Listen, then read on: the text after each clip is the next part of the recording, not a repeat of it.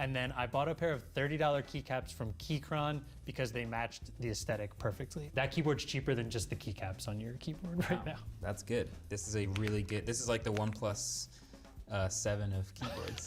The really funny story about this is I built the keyboard, it was perfect, and I hid it in a box that said, for studio video, do not open.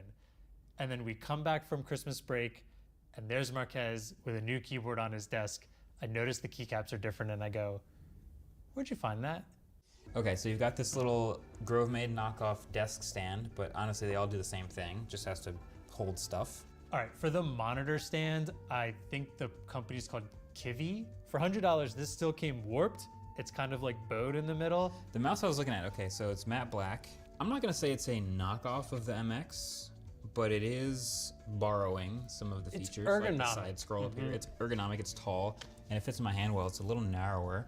This gets like close, but I just feel like if you just spend the extra 70. I think Marques wasn't the most fond of it. I still think this is kind of a good price. It's ergonomic, it's super light, Bluetooth and 2.4 gigahertz dongle. The materials aren't the best, but you're also paying half of an MX Master. So honestly, I like that more than Marques liked it.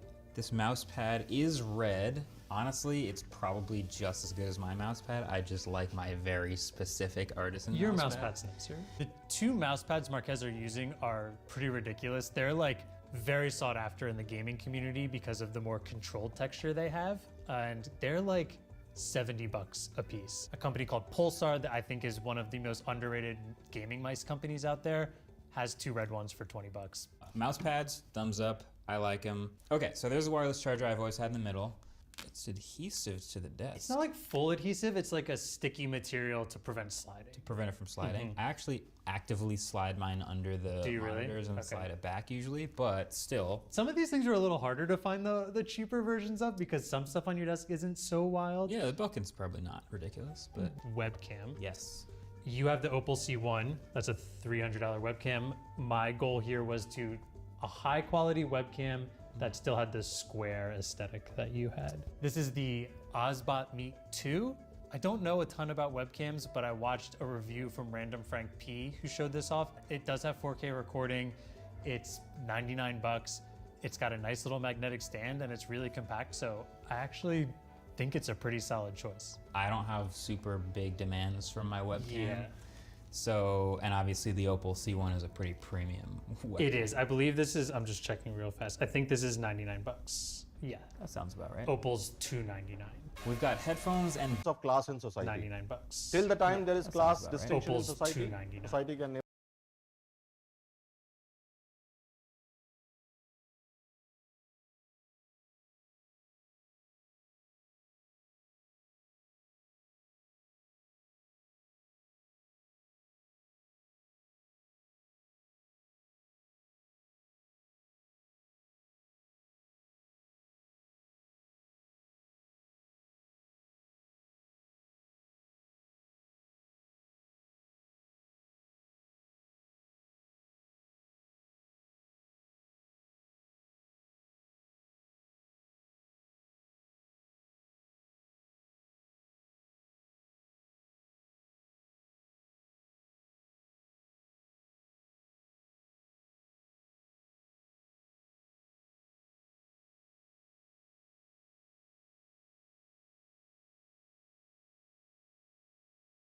इस तरह की चीजों पर जो focus हम करते हैं, this has been the larger objective of our democratic socialism. That is, we want to eradicate. इसलिए मैंने और common शब्द लिखा removal. We want to remove what? Inequality that exists between people. We want to remove hunger. We want to remove ignorance. We want to remove disease. So, if the state is acting to remove hunger, poverty, illiteracy, disease, that is one of the larger objectives of our democratic socialism. यानी हमारे प्रजातांत्रिक समाजवाद का ये बहुत ही महत्वपूर्ण objective है, दर्शन है, जो कि हम अचीव करना चाहते थे. This was our larger objective. We want to reach to this particular goals or objectives. So everything that democratic socialism will do, it will do through democratic means. In democratic socialism, there is no space for revolution, there is no space for violence. That's why India adopted the path of democratic socialism.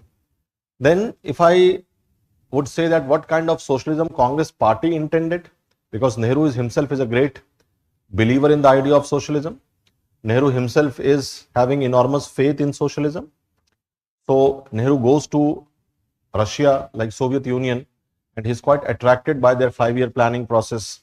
So Nehru comes to India. When India gets freedom, Nehru introduces the 5-year plan in India as well. All of these are part of democratic socialism, because the principles of democratic socialism, yaad hai? Centralized planning, state a major player in the delivery of goods and services. State will make plans for you. Try to achieve those targets of the plans so that people can develop. What will the state do? The state will ensure that it is able to wipe out hunger, poverty, ignorance, illiteracy. So state, a fundamental player, a basic player to deliver goods and services to its people in a larger fashion, in a bigger way. That's what we read over there in this idea of socialism. Congress party makes a socialistic commitment in the Avadi session. उसके बारे में मैंने जिक्र किया होगा. तो ये सब references हैं to understand that socialism is not something alien to us. It's not as if that in 1976 we introduced the word socialism, so we became a country with the practice of socialism. That's not the case. We were socialist because we understood what democratic socialism stood for, and through the constitution also we tried to introduce the ideas of democratic socialism to achieve the goals and objectives of our democratic socialism. So the party was also saying that we want to create a socialistic pattern of society. It means that you want to create such a society where there is not much economic inequality among the people. You want to create a society where there is less inequality on the basis of economics, on the basis of wealth. Okay? So where do we see that impetus in the constitution? So I gave you 2 examples for it. I told you, just refer to Article 39 in DPSP. And in Article 39 of DPSP, you will find 2 very significant articles, that is 39B and 39C. And here you can see all the democratic socialist objective being written down, noted down in the Constitution of India, where in 39B it is saying the Constitution is instructing the state that you have to distribute the common resources in a manner, you have to distribute the resources in a manner which serves the common good. Then in 39C it says that you have to ensure that through policies that wealth does not concentrate in few hands, which means everywhere you see that there is an emphasis, an impetus on redistribution of resources. But that redistribution has to achieve the welfare of the people, the common good. That's why state has to perform immense measures, state has to take immense measure for this idea of welfareism.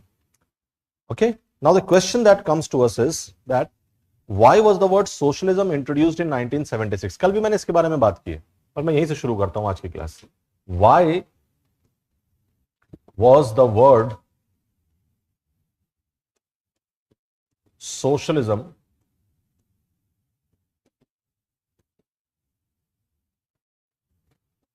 introduced in 1976? 1976 में आपको socialism ये शब्द क्यों दिखता है संविधान में? Why was the word socialism introduced in 1976? कोई बता सकता है? कल मैंने इसके बारे में लास्ट में बोला था, तब क्लास खत्म की थी. किसी को याद है? मैंने एक पॉलिटिकल आपको एक अंडरस्टैंडिंग देने की कोशिश की थी. या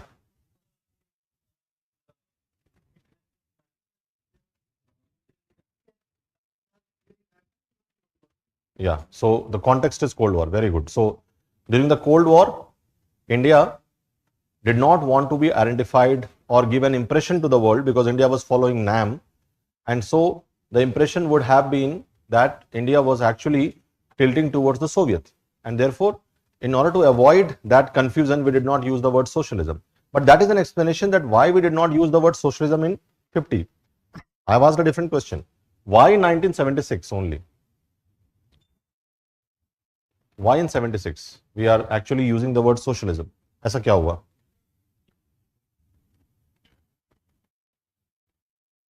बोला मैंने, कल ही बोला है. हाँ, इंदिरा गांधी. तो इंदिरा गांधी ने ऐसा क्या किया था?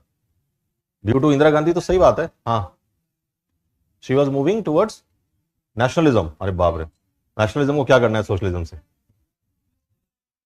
ग्लोबलाइजेशन, उस समय हमारे यहाँ ग्लोबलाइजेशन का जी भी नहीं था. हाँ, socialism is completely antithesis of socialism. Globalisation, socialism are बेटे नो वायर्स, है ना, सौतेले भाई बहन है या भाई भाई हैं. हाँ, नेशनलाइजेशन है ना, यानी the focus is on more and more nationalization of resources, which is again, you could see that what is the state trying to do? The state is trying to ensure that the more and more resources are comes under the state. अब ध्यान है वहां पे, जब centralise planning लिखा था तो हमने क्या लिखा था कि जो सोशलिज्म है उसमें एक फोकस होता है कि state provides you most of the services and most of the goods on its own. पर स्टेट कैसे करेगा ये सर्विस और ये गुड्स कैसे प्रोवाइड करेगा? Bye either creating or nationalising which has already been created. So Indira Gandhi at that time she is on a spree towards nationalization of private resources. It's a typical socialist means. So banks, you have all the nationalized banks. Actually they were not government banks, they were all private banks. It is Indira ji who nationalized all these banks, brought it together. तो इसलिए सब private banks थे. सरकार ने कहा कि ये service सरकार देगी, है ना, क्योंकि ये बहुत इंपॉर्टेंट सर्विस है लोगों के लिए. Nationalisation of aircraft, airlines, abolition of privy purses that was given to the princely states, the princes. So I think what Indira ji was doing at that time, she was on a complete nationalization spree. And what she thought that if she is going to use the word socialism, that is going to give more of a moral strength to what she was pursuing. So just to actually give her program more of a moral strength, she actually introduced the word socialism in the constitution, so that it should be very clear to you that one of the important programs of the state was to move the economic policies towards socialism. So I think that was a reflection of the governance of that particular time. And because Indira ji was very high on that agenda, you could say that even higher she was pursuing, she would have basically inserted the word in the constitutions. Okay. So I think 1976 में ये शब्द insert किया गया, but उसका एक उद्देश्य ये था that it was reflective of the government ambitious steps towards introducing principles and policies of socialism in the state. So I mean that manifestation was reflected through what she did. But as I told you that India did not become a nation that was pursuing socialist policies or democratic socialist principles in 1976 when the word socialism was inserted. Even without the word socialism or the word socialist in our constitution, we have been, because of our constitution, already using policies in governance of the nation that was moving towards the ideas of socialism. तो इसलिए democratic socialist तो हम पहले से ही थे और हम आज भी हैं. So it's not something new or unusual. But because of the strong emphasis in the programs and policies of the state at the time, this word was added. Now the question is, ये विषय पर चर्चा क्यों हो रही है? चर्चा इसलिए हो रही है कि लोग अब ये पूछते हैं कि ये बात समझ में आ गई कि why this word was introduced? Everybody have understood this word? Now second issue is, क्यों introduce किया? Because of the strong emphasis on the policies of nationalization under Indira ji. ठीक, ये बात थी. अब इस पर डिबेट क्या होता है आज के समय में? Liberalisation, globalisation. अभी किसी ने बोला ना ग्लोबलाइजेशन, है ना. तो ग्लोबलाइजेशन अच्छा है या बुरा है? अच्छा है. क्यों अच्छा है?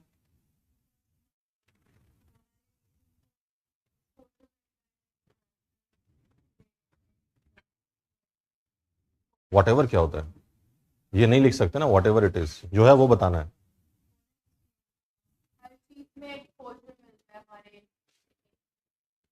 तो उससे फायदा हो रहा है या नुकसान हो रहा है? तो फिर ट्रम्प इतना टैरिफ क्यों लगा रहे हैं? जब इतना एक्सपोजर तुम्हें चाहिए तो ट्रम्प साहब क्यों कह रहे हैं कि नहीं 50%, 100%, 200%, है ना. फिर कहते हैं ग्लोबल टैरिफ 10% तो 20%. ग्लोबलाइजेशन से क्या फायदा हुआ? तो अच्छा या बुरा है कल्चरल एक्सचेंज? तुम्हारे यहाँ कल्चर कुछ ज्यादा ही अच्छा हो गया या ज्यादा बुरा हो गया? हाँ, तो मतलब तुम बताओ, सोसाइटी को तुम देख रहे हो तो तुम्हें क्या लगता है, अच्छा है बुरा है? कल्चरल एक्सचेंज अच्छा भी है, क्या अच्छा है कल्चर में?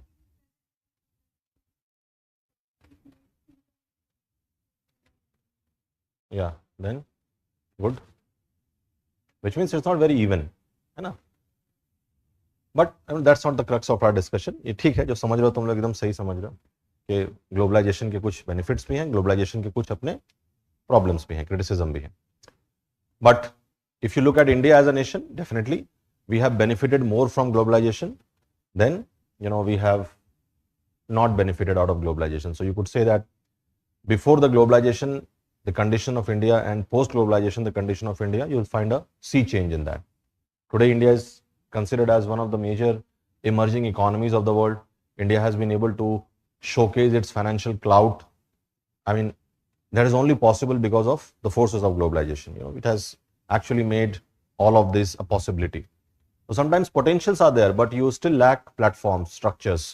And if you don't have the platforms and structures, even though there is potential, you don't achieve your intended objectives or targets. So that's not my concern. My concern is that when I say liberalization, then it also means that as an economic policy, I will favor more towards privatization. Because look at the reform name, it's called LPG. Definitely not liquefied petroleum gas. It means liberalization, privatization, and globalization. So when I'm talking about globalization, see, I'm actually talking about two very essential pillars of globalization, which is privatization and liberalization. So post 1991, when the Indian state has moved into the new economic policy, you would have seen that there has been greater thrust upon privatization, which means government has reduced its involvement in so many sectors. The government thought that if they're not able to work efficiently, they should move out of it and let the private players manage the services, the goods. The government only acts as more like a regulator. So it makes laws and it tries to see that these laws are implemented. So that it acts like more like a regulatory institution. So it has created lots and lots of regulatory bodies in the post-90s eras, if you see, just to ensure that there is free trade, which means the competition is not skewed in favor of one or the other parties. There is fair competition in the market, and if somebody disturbs that, then the state would intervene through the regulatory body that is there. You can complain over there, and then they would take up the proceedings. So privatization is the norm that you see. Now in socialism, you would see that state is a major stakeholder. In privatization, you would see that state is not a major stakeholder. That is why people have started to say that in the contemporary India, एक contemporary India के criticism के बारे में बहुत बात होती है कि आज का जो ये लिखना नहीं है आपको, क्योंकि पहले ये लिखना है उसके बाद ये लिखना है. आज के contemporary India में people say and raise this dispute that there is dilution of socialism. समाजवाद काफी डाइल्यूट हो गया, ऐसा लोग कहते हैं. समाजवाद, बल्कि इसके आर्टिकल्स छपते थे, इस पर काफी चर्चा होती थी, और वो उसमें ये कहा जाता था, एक व्यक्ति तो ऐसे थे जो सुप्रीम कोर्ट चले गए और उन्होंने कहा कि अब सोशलिज्म शब्द हटवा दीजिए प्रियम्बल से, क्योंकि अब तो सोशलिज्म का कोई मतलब ही नहीं रहा. The Indian state is fully following the process of liberalisation and privatisation. Court ने भी उनको डांटा कि फालतू सब बात लेके हमारे पास मत आइए, we have so many work to do, हमारा काम. बट ये एक्चुअली ये क्रिटिसिज्म आता कहां से है? That is what we have to understand, कि ये जो बार बार ये डिस्कशन होता है on the issue of socialism, that socialism as a policy, as a principle has been greatly diluted in the era of liberalisation, privatisation and globalisation. So where does it come from? So you should actually, मैं थोड़ा इसके पक्ष वाला व्यक्ति हूं. मैं ये मानता हूं कि हमारी कोई भी ऐसी प्रिंसिपल बहुत डाइल्यूट नहीं हुई है जितना कि क्रिटिक्स कंसर्न रेज करते हैं. क्रिटिक्स भी रेज करते हैं कंसर्न, वो ठीक है, टेक्निकली सही बात है. But if you observe it, you will find that that's not the reality, because our socialism was never about complete nationalization of resources or wealth in the country. Our socialism was democratic socialism where public and private had to coexist. It's just that during the era before 1991, we had more of public than private. So private was very much, licensed, regulated, this is why we call it licence permit quota raj, है ना। उस जमाने में अगर आपके scooter आपको लेना होता था तो नंबर्स लगते थे, आपको शायद आपने सुना भी नहीं होगा, आई हैव सीन इट, मतलब I am from that generation who have seen everything. 90s में we were growing and we have seen that. So you wanted to buy a scooter, so what will happen, you will go, उस वक्त दो बड़ी company थी, Bajaj and then Vespa, तो you want LML Vespa, तो Vespa के लिए आपने नंबर लगाया, आपका नंबर मिला तो which means you should get the scooter, but no, उसमें लिखा हुआ है कि 4 साल के बाद आपका नंबर आएगा। Why? Because the government is strictly regulating how many scooters will be produced in a year. ठीक है, साइकिल मिल जाता था, मतलब हाथ के हाथ, उसमें नंबर नहीं लगाना पड़ता था, बट स्कूटर्स, मोटरसाइकिल सबसे फेमस कौन सी होती थी? राजदूत, है ना। धर्मेंद्र साहब उसका ऐड करते थे, एक जानदार सवारी, शानदार सवारी, this is what the tag line was. खूब बिकता था, एवरीबडी हैड अ राजदूत एट दैट टाइम, एकदम देसी कंपनी थी राजदूत, उसमें भी नंबर लगता था। यू कांट गेट अ राजदूत इंस्टेंटली, और चीजें बदली when this licence permit quota raj was shelved, है ना। So you need a gas connection. अभी गैस कनेक्शन के लिए मारामारी है कोई? आपको गैस कनेक्शन चाहिए, नंबर लगेगा, तो आपका नंबर लग गया, और नंबर कब आया? 1.5 साल 2 साल बाद। तो आपका गैस का कनेक्शन लगा हुआ है, बट नंबर कनेक्शन आपको मिलेगा 2 साल के बाद। 2 साल के बाद आपको जाना है वहां, देन दिल से कि हाँ आपका नंबर आ गया, now you will get a regulator, you know, a cylinder और a gas stove, whatever it is. तब तक आप कहाँ खाना बनाइए? कोयले को खरीदिए और चूल्हे में खाना बनाइए। सो कोयला use to be the, you know, major ईंधन फॉर प्रिपरेशन ऑफ फूड, और you could actually rely on heater, but heater तो बिजली से चलता है। बिजली वॉज वेरी शॉर्ट सप्लाई, यानी बिजली आता है तो दैट वाज अ न्यूज कि बिजली है ना। अदरवाइज बिजली नहीं है तो बहुत नॉर्मल है, लोग हाँ नहीं है तो नहीं रहता है। बिजली आ गया, अच्छा आज बहुत ज्यादा लाइन है, that was what everybody used to enquire, कि कुछ बात है क्या कि आज इतना ज्यादा देर तक लाइट है हमारे घर में। तो पूछ लेते थे कभी कभी फोन करके बिजली ऑफिस में, सब स्टेशन पे, क्योंकि नंबर होता था उस वक्त, जमाना फोन का होता था, आपके डायरेक्टरी में सब लिखा होता था। तो कहते थे कहीं कोई VIP तो नहीं आया कि इतना देर तक लाइन आप दिए हुए हैं? वैसे नहीं आज लाइट ऊपर से ही सप्लाई है इसलिए आपको मिल रहा है। लोग पूछते थे कि इतना लाइट क्यों है, क्योंकि उनको आदत नहीं थी, खाने बैठे तो लाइट नहीं होती थी, अंधेरे में खाते थे लोग। तो किसी दिन खाना अगर उजाले में खा रहे हैं तो लोग पूछते थे कि कैसे खा रहे हैं खुद उजाले में, पचता नहीं था उनको कि आज उजाले में खाना कैसे हो गया, you know. So this is what the status of India was at that time. Now the problem is that even you have created the idea of socialism, but democratic socialism was our emphasis. And our socialism, what was the basic aim? That state will act, state will interfere, state will perform its role to wipe out, to eradicate hunger, poverty, है ना, inequality. ये state करेगा ना, ये हमारा शर्त था democratic socialism का। तो स्टेट क्या करेगा? State will aim to create such और take such steps which will eradicate poverty in India, which will eradicate illiteracy in India, which will eradicate hunger in India. यानी अगर कोई भूखा मर रहा है तो सोशलिस्ट, हमारी डेमोक्रेटिक सोशलिज्म ये कहती है कि state has to go and interfere, cannot allow anyone to die hungry. If there is illiteracy, the policy would say that the state has to take the responsibility, the onus to educate those people. And if we are not able to do that, it would mean that we are compromising very strongly with our sense of democratic socialism. फिर अब अपने democratic socialism के sense के साथ compromise कर रहे हैं. So this was our aim. 90s के बाद अगर आप ध्यान से देखेंगे तो state has not left any of these tasks untouched. On the other hand, the state is investing more in these areas. Investing more in the areas of eradication of poverty, eradication of hunger, eradication of illiteracy. So, to say that India has shunned away its socialistic credential is not entirely true. You can say that our constitution maker did not write the word socialism. Why did they do that? Does anyone ask this question? Because they never wanted that Indian state should be following one economic model. They have left it open-ended, that if some model is suitable at a particular time in history, the Indian state should take that model. So who knows that this model will continue for how long? Tomorrow you can have a new economic model and every country will actually be moving towards that model. We'll also do that. So why would a constitution bind us into a particular economic political ideology. That is not what the constitution makers wanted. This is why they never wrote these kind of words inside it. But some of the major socialistic ambitions, goals that the state would try to achieve, help to achieve, that was instructed to the state in the form of directive principles of state policy. So directive principles of state policy is actually an instruction to the state to create a welfare state, lok kalyankari rajya. मैंने कहा ना democratic socialism क्या कर रहा था?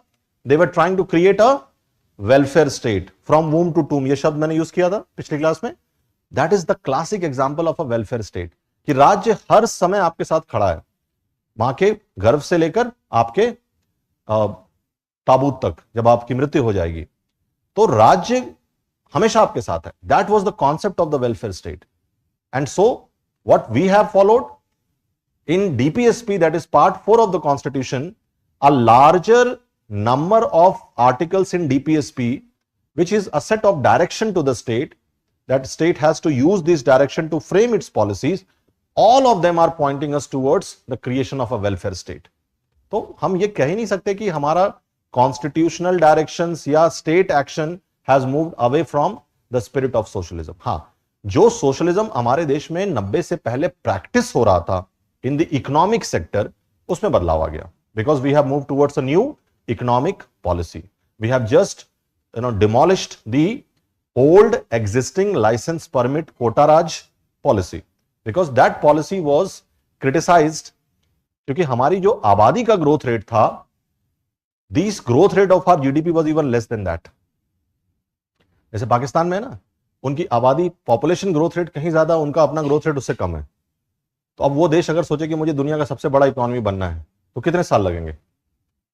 एक बार धरती बर्बाद होकर फिर से नई बन जाएगी और दोबारा खत्म होकर फिर से बनेगी, तब वो सोच सकते हैं कि हम करेंगे ऐसा. What I am saying is that you have to be realistic. तो आपका पॉपुलेशन ग्रोथ रेट कभी भी आपके अपने इकोनॉमिक ग्रोथ रेट से ज्यादा नहीं होना चाहिए. अगर वो है तो इसका मतलब है there is a big problem. You are only doing what? You are becoming more and more poorer day by day because you have more people to feed, but that does not actually correspond to what you are producing in the form of goods and services in the country. So India was basically criticized for that. People mocked us. They called it, this is Hindu rate of growth. 1980s में लोगों ने कहा. And so India had to move out of it. We have to follow a new economic policy because maybe that policy was not working well, not serving us well. There were many people who demanded that India should do it. We did it during a crisis. That's a separate topic, but we did that. That's why if you look at Indian state has been following the ideas of democratic socialism. जैसे example देता हूं मैं. मुझे ऐसा क्यों लगता है कि इंडियन स्टेट डेमोक्रेटिक सोशलिज्म को फॉलो करता है? मैं आज भी कह रहा हूं कि कंटेम्पररी इंडिया भी आज it follows democratic socialism. But why do I say that? So I will try to prove it with example. आज भी हमारे देश में डिस्पाइट न्यू इकोनॉमिक पॉलिसी, आज जो हमारे यहां न्यू इकोनॉमिक पॉलिसी है, उसके बावजूद हम क्या कर रहे हैं? We are following progressive taxation policy. It's a very simple example that I need to give. Progressive taxation policy. What does it mean? Progressive taxation क्या होता है? हाँ? तो ये क्यों होता है? प्रोग्रेसिव टैक्सेशन का मतलब है कि जो अमीर है उससे ज्यादा टैक्स लेंगे, जो गरीब है उससे कम लेंगे या नहीं लेंगे. जैसे आज के समय भी है, एक डिस्टिंक्ट लेवल तक आप कहते हैं ना नो टैक्स, है ना. इस न्यू टैक्स रेजिम में भी there is a distinct level. I think कितना 12 लाख तक कोई टैक्स नहीं है. या so you don't pay any tax up to 4 lakhs, है ना. उसके बाद फिर वो कैलकुलेशन में आता है, स्टैंडर्ड डिडक्शंस है और वो सब थोड़ा सा और बढ़ जाता है उससे. But in new tax regime, I mean, there's no saving scheme over there. I mean, you can't be given any kind of concessions if you are investing in like LIC or other, जिसको कहते हैं ना 80D और इस तरह के जो sections होते हैं, वो सब उसमें नहीं है. बट फिर भी 4 लाख तक अगर आप इनकम कर रहे हैं देश में तो you are not paying any tax. कुछ देश ऐसे हैं जहां पर आप 4 करोड़ भी इनकम कर रहे हो तो कोई टैक्स नहीं देना है. There are tax free nations, है ना. So there are so many people who is working in Dubai and they keep telling us कि यहाँ पे कोई टैक्स नहीं लगता, तो यहीं पे आके काम करो, है ना. तो काम करना ठीक है, बट उस हिसाब से आपको काम मिलना भी चाहिए, प्लस जहां आप रहते हैं वहां की जलवायु, प्लस बहुत सारे लोग हैं जिनको होम सिकनेस है ना, वो घर से बहुत दूर नहीं रह सकते, तो तमाम तरह की चीजें, मतलब देश दुनिया में ऐसे लोग हैं जहां कोई टैक्स नहीं लगता आपको, whatever you earn you take home everything. क्यों? क्योंकि बहुत अमीर है वो लोग, उनको टैक्स ही क्या करना है, उनके यहाँ बस काम करो, सब काम धाम चलता रहे, बल्कि वो तुम्हें कुछ और ज्यादा पैसा दे देंगे अपने तरफ से, कोई ऐसा स्कीम ना निकाल दें कि भाई कोई टैक्स नहीं लेना हमें। बट टैक्स, प्रोग्रेसिव टैक्सेशन क्या है? प्रोग्रेसिव टैक्सेशन इसी को कहते हैं कि स्टेट अमीर से ज्यादा टैक्स लेता है। तो अगर प्राइवेटाइजेशन इतना स्ट्रांग होता तो अमीर से टैक्स कम लेता, है ना, मोर प्राइवेट कैपिटल ओरिएंटेड होता। बट ये डेमोक्रेटिक सोशलिज्म है, अधिकतर देश यही करते हैं, they all have this system of taxation which is progressive taxation. If you are earning more from a particular limitation, then the state is going to tax you more as well. But who is the beneficiary of that higher taxation to the richer people? The wealth that they earn from them, this is redistributed to the poor, because you run schemes through that wealth, which is not like, they are not the beneficiary of that scheme. The people who are poor, they are the beneficiary. So this is what we meant by democratic socialism, that will work for the poorer sections of the society. We'll try to reduce, eliminate, eradicate hunger, poverty, illiteracy. You know, that is our resolve. ठीक? तो progressive taxation हमारे यहाँ। एक और example मैं देखता हूं कि आपके यहाँ जो MGNREGA स्कीम, इसका नाम बदल चुका है, बट मैं इसलिए कह रहा हूं कि पॉपुलर नाम है, अभी भी लोग इससे अपने आप को आइडेंटिफाई करते हैं। That is national rural employment guarantee act. तो आपको ये स्कीम में राइट टू वर्क जैसा एक स्कीम ये है, यहाँ पे आपको काम मिलता है, you work and you are paid by the state. सरकार क्यों काम देती है, क्यों काम करवाती है आपसे? और कोई बहुत ऐसे भारी काम नहीं करवाती। सरकार ने इस स्कीम को इसलिए जिंदा रखा है ताकि people do not die in hunger, you know, people still have some source of income, you know, the poor ones. That's why you have got such kind of a scheme. Similarly you have an idea like a right to education. हमें state ने यह कहा कि हम 6 से 14 वर्ष के बच्चों को फ्री में शिक्षा देंगे। So you are talking about that right to education, where you are given free education from 6 to 14 years of age group. You also talk about an idea like an Ayushman Bharat, where you are given support by the state for, you know, medical treatment in hospitals. Now this is what the state has to do under democratic socialism. The state has to help people for health, for education, for income, you know, and welfare. Because through this money we are going to distribute welfare to the people. हम जितनी scheme run करेंगे उसका एक बड़ा chunk पैसा कहां से आएगा? Through this progressive taxation method. You know, that is where it will come. So you have Ayushman Bharat scheme, plus you have an idea like a Kisan Samman Nidhi.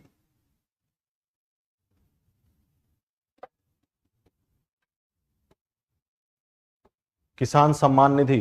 What is this? This is also a state-run scheme where you are paid a particular amount of money. I think within a year you are paid 6,000 rupees. You know, so 6,000 rupees per year, which is given, I think, every quarterly. You know, every 3 to 4 months you have one installment. So every 4 months you have one installment of 2,000 rupees, which is given to you. So this is state distribution, redistribution. So state actually gives you this money. Okay, and people are like thinking कि ये वाला थोड़ा बढ़ेगा, हमारा inflation के हिसाब से इसको एडजस्ट करना पड़ेगा, है ना। जैसे उन्होंने सुना कि अभी नया पे कमीशन हो रहा है, सरकार की नौकरी जो कर रहे हैं लोग, उनकी तनख्वाह बढ़ेगी, तो उन्होंने कहा तब तो हमारा ये भी बढ़ेगा। हाँ, क्योंकि उनकी तनख्वाह बढ़ी तो उसके पीछे कारण क्या है? महंगाई। तो हम तो खुद इतना कम पैसा ले रहे हैं सरकार से, तो हमारे लिए तो महंगाई बढ़ गई, एडजस्ट करना चाहिए, तो यहाँ भी थोड़ा बढ़ना चाहिए। तो देखो लोग इस तरह से अब एस्पिरेशनल हो रहे हैं कि भाई सरकार ये सब, अब सरकार ये सब कर रही है तो किसके लिए कर रही है? You have old age pension schemes, you know, that you run. Old age pension scheme में ठीक ठाक वृद्धि हो गई है। अभी एक स्टेट में चुनाव था, वहां पे सरकार ने अचानक से उसमें 4 गुना की वृद्धि कर दी। अब काफी लोग कह रहे हैं कि भाई हमारा भी उसमें एंट्री करवाओ, जो नहीं है। पहले तो 200-300 रुपए मिलता था, लोग कहते थे चलो ठीक है अभी क्या लेना है। अब इट इज मोर देन 1,000, तो लोग कहते हैं नहीं अब 1,000 तो ठीक ठाक पैसा है, कम से कम एक साल में कुछ मिलेगा, तो कुछ नहीं तो कम से कम मान लीजिए आप कि 2 अच्छी साड़ी तो हो जाएगी या 3 अच्छी साड़ी हो जाएगी। या लोग इस तरह से कैलकुलेट करते हैं ना कि हमें क्या मिल सकता है। So this is all basically state schemes which is there to help the people who are needy, who really needs the help of the state, the support of the state. You have Antoday Yojana. Antyodaya योजना, यहां सरकार क्या करती है? They are actually giving you every month to the people who are below the poverty line. The state does this program, which is like a huge program of distribution of food grains, to the people. And this is a program which has been running in this country since long. So why is this program there? So that people do not die of hunger. So the state is there to take care of the people of this country.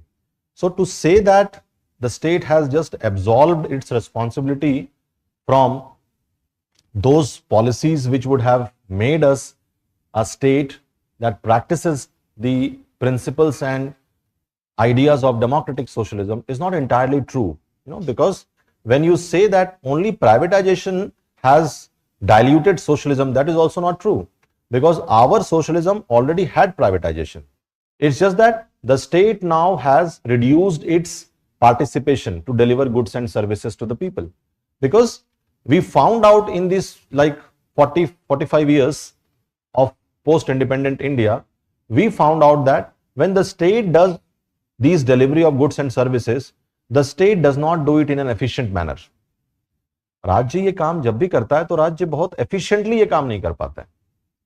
अच्छा, राज्य अगर मान लो economics मामले में efficient नहीं है तो राज्य ने क्या कहा अपनी प्लानिंग में, that I will generate resources and I will redistribute resources. So what will happen? People's status will rise. मान लो ये एक विजन है स्टेट का, सोशलिस्ट स्टेट है India, that is the vision. So state ने कहा कि I will not allow more and more private sectors to grow. They will remain there, but we will try to operate them under license permit quota, so that they will be first getting a license from the state, and whatever they will produce, we will maintain the numbers through permit, through quota, so that they do not become extremely rich. आज कोई कोटा है? नहीं है. उस जमाने में कितने television set बनेंगे साल में वो भी सरकार तय करती थी, इसलिए हर किसी के पास टेलीविजन सेट नहीं होता था. ऐसा नहीं होता था कि आप जाएंगे और मार्केट में आपको टेलीविजन सेट भरमार पड़ी हुई है. बहुत महंगा होता था, बिकॉज नो कंपटीशन. क्वालिटी भी कुछ नहीं होता था, बिकॉज अगर कंपटीशन नहीं है तो who is going to improve the quality, है ना. State was the only person to provide you telecom services, BSNL, and in metros MTNL.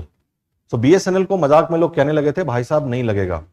That was what people used to call BSNL as. Why? Because BSNL never had the motivation to become more efficient and improve its services. Why? Because it has no competition.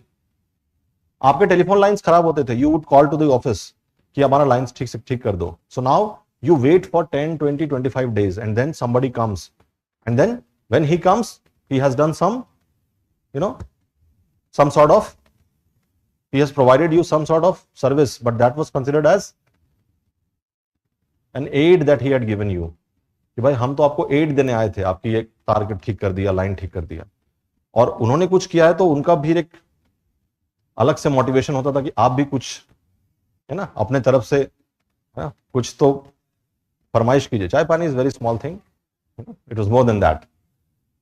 So that was the level of service delivery system. Now look at the times, there are multiple players. आज आप phone करते हैं और कहते हैं कि तुम्हारा service इतना गंदा है, हम तो अपना नंबर पोर्ट करवा लेंगे. वो तुरंत आपको 4 स्कीम दे देता है कि पोर्ट मत करवाइए, 10 GB फ्री, 5 GB फ्री, तो ये फ्री तो वो फ्री, 2 महीने के लिए डिज्नी हॉटस्टार फ्री, जब तक वर्ल्ड कप चल रहा है आप आराम से डिज्नी हॉटस्टार देखिए, 1 पैसा नहीं लगेगा. He gives you all kinds of schemes. This is what happens when there is efficiency, or when there is monopoly, there is no efficiency. ये हमें समझ में आ गया. तो अगर स्टेट उस वक्त क्या था, बहुत सारी चीजों में मोनोपोली थी स्टेट के पास, तो state has got no motivation to improve. Plus state में एक प्रॉब्लम होती है कि स्टेट का जो एडमिनिस्ट्रेशन था वो बहुत इनएफिशिएंट होता था. तो state was not earning much. State companies were actually making losses, और दे वर लार्जली मेकिंग लॉसेस. तो भारत उससे गरीब होता या अमीर होता? आपके पास कम पैसे हो रहे हैं तो आप अपने लोगों के डेमोक्रेटिक सोशलिज्म के एम्बिशन को पूरा करने के लिए कम पैसा खर्च करोगे या ज्यादा पैसा खर्च करोगे? कम पैसा कमाएंगे तो कम पैसा खर्च करेंगे. तो इसलिए 91 के बाद जब हम लिबरलाइजेशन की तरफ बढ़े, प्राइवेटाइजेशन की तरफ बढ़े, तो then you could suddenly see that there is a huge jump in the government exchequer because government income increased, enhanced through tax, no doubt. लेकिन जब सरकार के पास अधिक पैसा है तो सरकार आपके लिए अधिक पैसा खर्च भी कर सकती है. अब आप केवल कंपैरिजन करें कि सरकार की जितनी स्कीम्स चल रही है towards all this welfare schemes that we say, इसको कहा जाता है वेलफेयर स्कीम्स, कल्याणकारी स्कीम्स. आजकल तो टेलीविजन पे डिबेट में लोग बताते हैं, जो एक्सपर्ट्स हैं, पॉलिटिकल एनालिस्ट हैं, वो कहते हैं कि आमतौर पे आज जो चुनाव लड़ा जाता है वो केवल इसी बात पर लड़ा जाता है कि कौन पार्टी किसको कितना लाभ दे सकती है, और जो पार्टी जितना एफिशिएंटली लोगों को लाभ पहुंचा सकती है उस पार्टी के जीतने के चांसेस उतने बढ़ जाते हैं, है ना. तो every party is trying to find a ways and means to deliver the services to the people efficiently, deliver welfare to the people efficiently.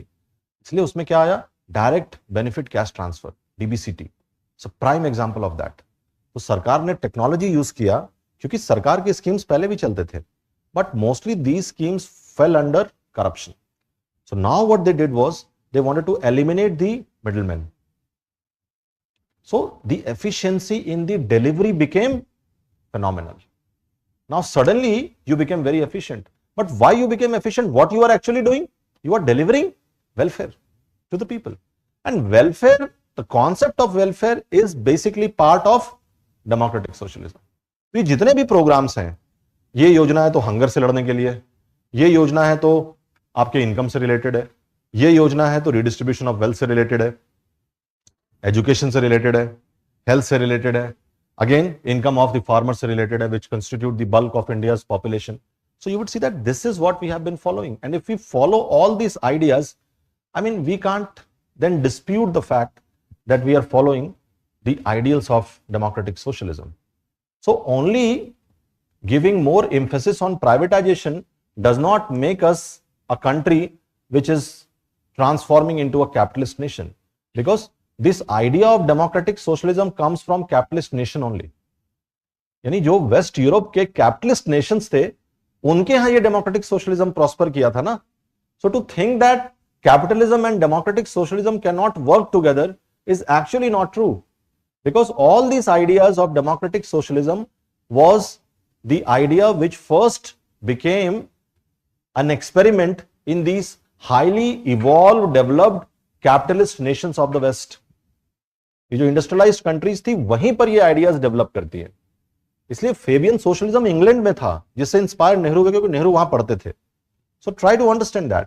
So why can't India be a nation that follows the policies of liberalisation and privatisation, but at the same time also very strongly implements the idea of democratic socialism in principle, in spirit, and that is what I say has happened in our country. So to say that you have completely diluted with the aspect of socialism is not entirely true. We have nurtured the idea of socialism, we have implemented it very efficiently, and in the era of liberalization and globalization, there has been more investment, more money that we have given to these welfare sectors. That's why such enormous programs of welfare schemes are operated by the state in so many different sectors among so many diverse groups and communities in our country. That actually tells you that we still continue to exist with the strong credentials of democratic socialism. And not only we, if you look at most of the capitalist countries of the world also, they are very high on democratic socialism, which means all these countries practice welfareism to a very large extent. यानी जितना उनको उनकी budget allow करती है, but all these countries operate very high, rate of welfareism. कुछ देश तो ऐसे हैं जहां पर जो स्टूडेंट्स हैं उनको कि उनके लाइफस्टाइल में कोई दिक्कत ना आए, अगर मान लो गुच्ची का बैग लेकर वो चलते हैं तो वही लेकर वो निकले क्लास के लिए, उसके लिए भी उनको अनएम्प्लॉयमेंट का एड दिया जाता है, भत्ता दिया जाता है. तो अगर आप पढ़ के नौकरी सरकार नहीं दे पाई तो सरकार आपको हर महीने पैसा देती है कि भाई आपके लाइफस्टाइल में कोई दिक्कत नहीं आना चाहिए, जहां डिनर करते थे वहीं जाकर डिनर कीजिए, जिस कंपनी का जीन्स और कपड़ा पहनते थे उसी कंपनी का पहनिए, रेबन के चश्मा वगैरह पहनते हैं तो उसको पहने, कोई दिक्कत नहीं होना चाहिए, सरकार है आपके लिए, आप अच्छा जीवन जिए. भाई सरकार पूरी जिम्मेदारी लेती है. जिसके पास मतलब ऐसे भी अमीर देश है दुनिया में, जैसे स्विट्जरलैंड है, वहां जो मिनिमम वेज है वो सबको मिलता है। तो अगर सरकार ने नौकरी नहीं दी तो सरकार अनएम्प्लॉयमेंट एड देती है। हमारे पास उतना नहीं है, क्योंकि हमारे यहाँ एक दो लोग होते तो हम कर भी लेते। हमारे यहाँ इतना ज्यादा आबादी है और उसमें भी इतना ज्यादा बेरोजगारी है कि पूरा यूरोप को एक तरफ कर दे तो भी उतना पैसा हमारे यहाँ खप जाएगा, हमें पता भी नहीं चलेगा। बट हम जो कर सकते हैं, we have been doing it in a manner which is more powerful than the previous one. This is what I want to say. ठीक है, अब लिखिए, यहां से लिखिए हम जो पहला वाला हेडिंग हमने डाला था कि why was the word socialism introduced in 1976. मैंने कहा था इसके आगे लिखना मत, बस मेरी बात सुनते रहना।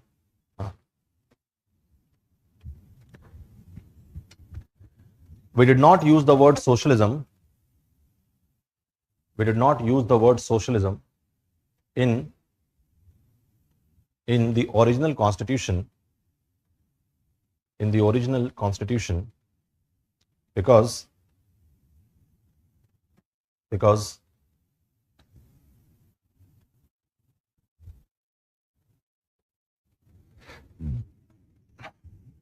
in the 1950s,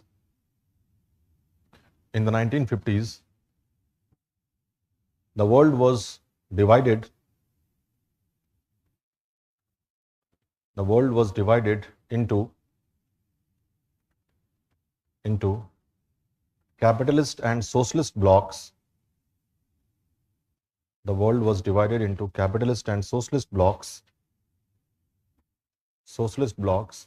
during Cold War.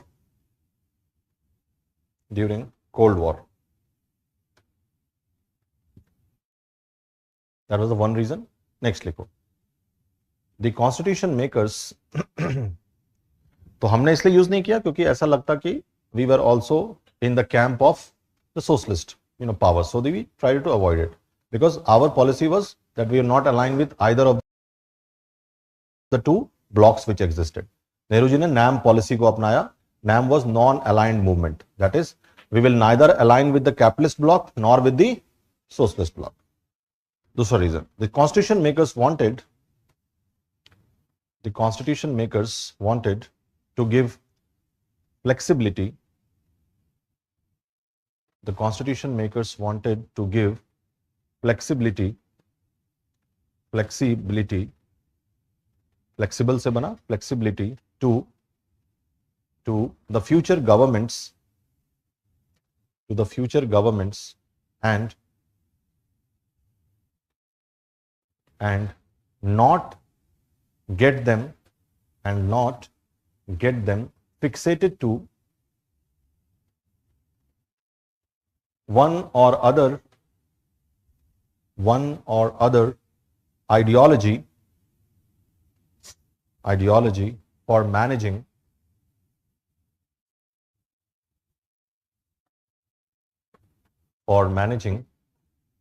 economy.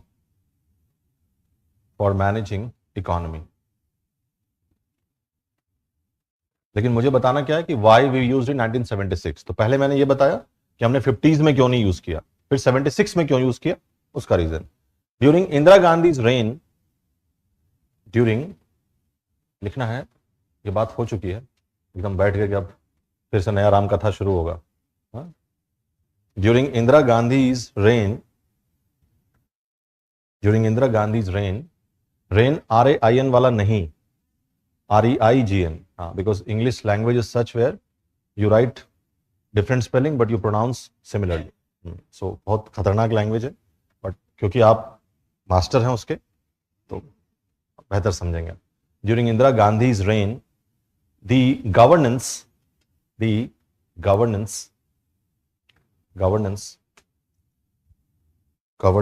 focused on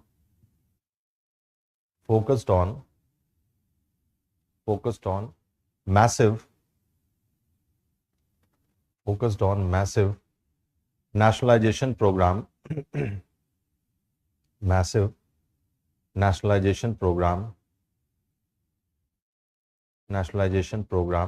full stop. Therefore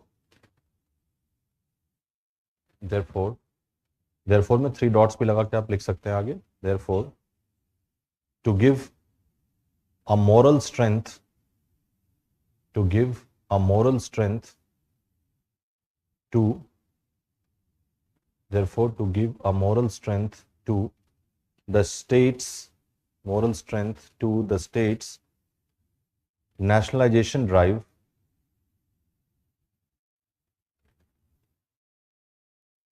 nationalization drive,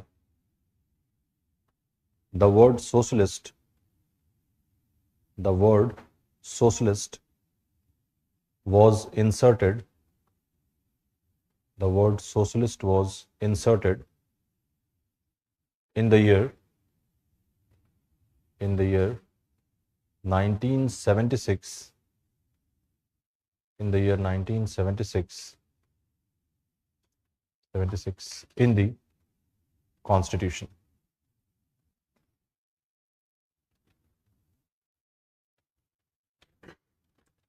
Next point. After 1991,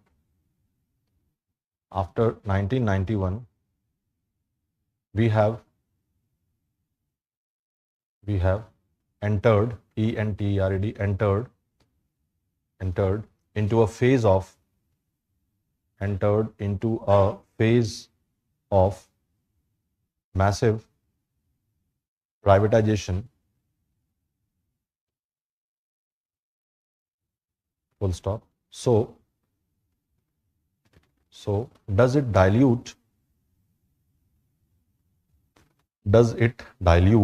D-I-L-U-T, dilute socialism? Does it dilute socialism in contemporary India? In contemporary India. Next point. अब इसका argument मैं बता रहा हूं, जो मैंने बताया था अभी, वो आर्ग्यूमेंट लिखें. We should understand that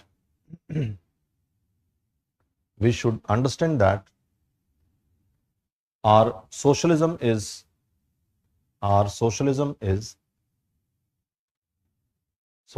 is aimed at eradicating illiteracy,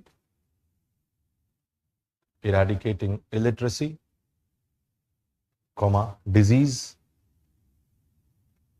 unemployment,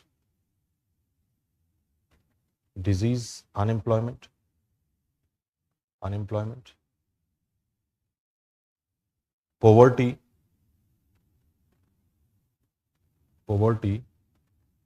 and the Indian state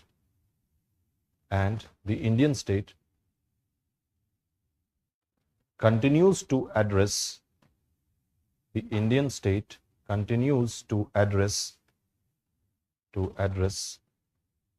these areas.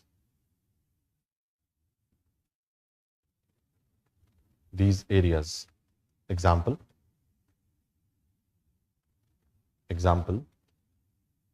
we still follow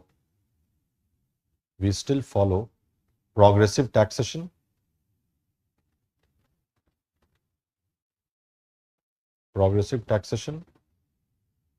comma, the state runs MGNREGA,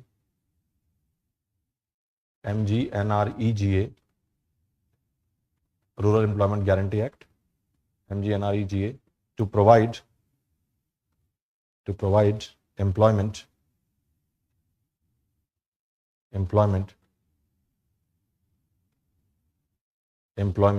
to the rural poor,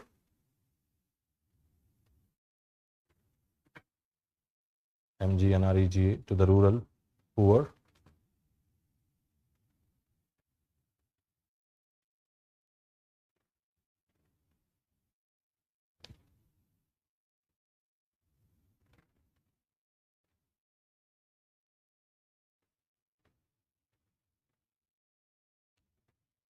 अभी क्या नाम है इसका?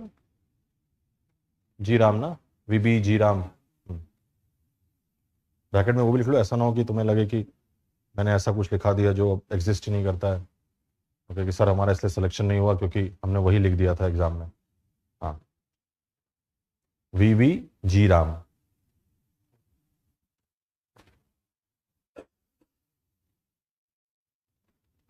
विकसित भारत, वीबी से विकसित भारत, विकसित Bharat G RAM, guarantee for Rozgar and guarantee for G guarantee for RAM, Rozgar and Ajeevika mission and Ajeevika mission.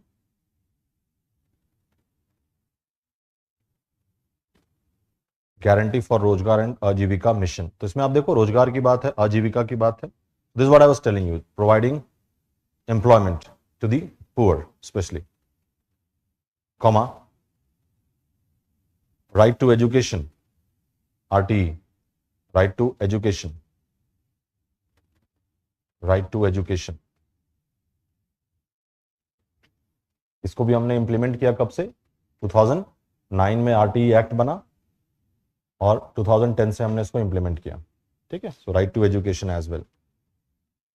Ayushman Bharat, Ayushman Bharat,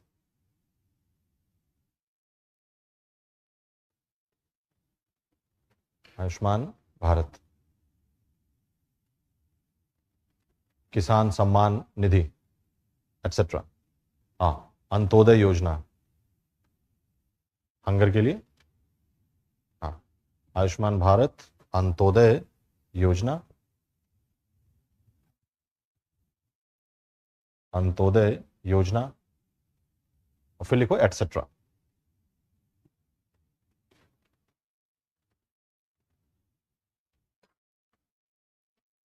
Next point, all these programs are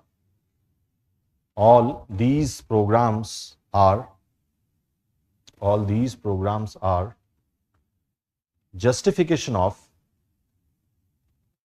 all these programs are justification of the continuation of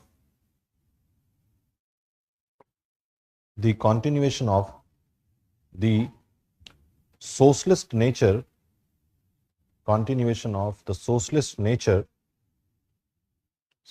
nature of the Indian state.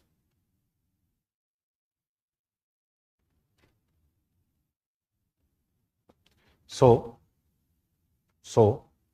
India has always practiced democratic socialism. India has always practiced democratic socialism, and it is still practicing,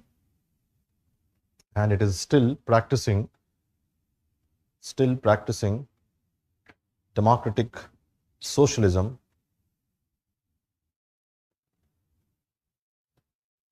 Democratic socialism. The confusion only emerge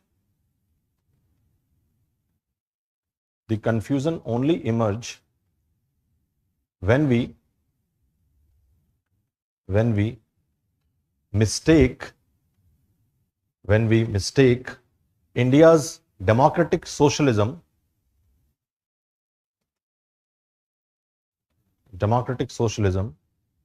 to communistic socialism.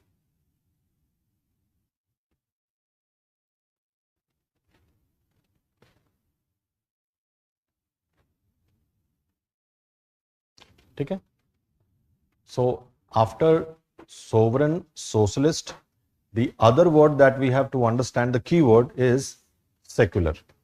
Now about secular also I had a small discussion with you one day.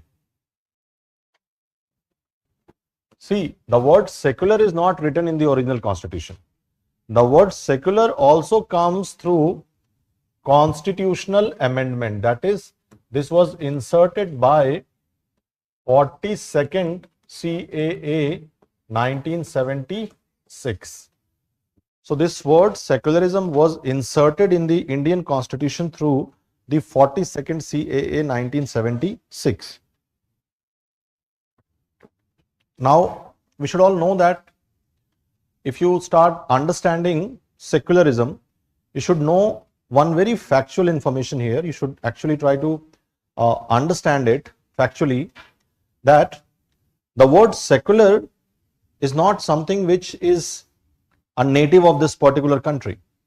यानी secular शब्द जो है वो हमारे यहाँ कभी use नहीं हुआ है. यानी हम ये नहीं कह सकते कि सेकुलर शब्द या ये concept is emerged in our country और emerged in India. Secular word actually comes from the West. So it's a Western word, or rather I should say it's a Western world view. यानी ये जो है पश्चिमी जगत का दर्शन है, वहां की फिलॉसफी है, and it has a context. What is the context? So you may have read in your history about the era of Renaissance, the Reformation in Europe. So why Reformation? Because Europe was under extreme dark age where there was no rationalism, there was no scientific basis to actually speak objective truth. Why all these problems? Because religion was meddling in political affairs in a big way, in a big fashion. तो धर्म का बड़ा प्रभाव था, हस्तक्षेप था राजनीति पर. कहां? यूरोप में. और उस वजह से अगर आप ध्यान से देखिए उस समय की जो कंडीशन थी in the European state, the European concept of secularism that emerged out of Renaissance, when all these intellectuals who emerged in Europe, in different nations of Europe, they fought against the prevailing ideas of such extreme importance given to religious institution, and they established one fact of life, that is, they ensured that one of the outcome of Renaissance was that now state will not interfere into religion will not interfere into state affairs, plus state will also not interfere into religious affairs.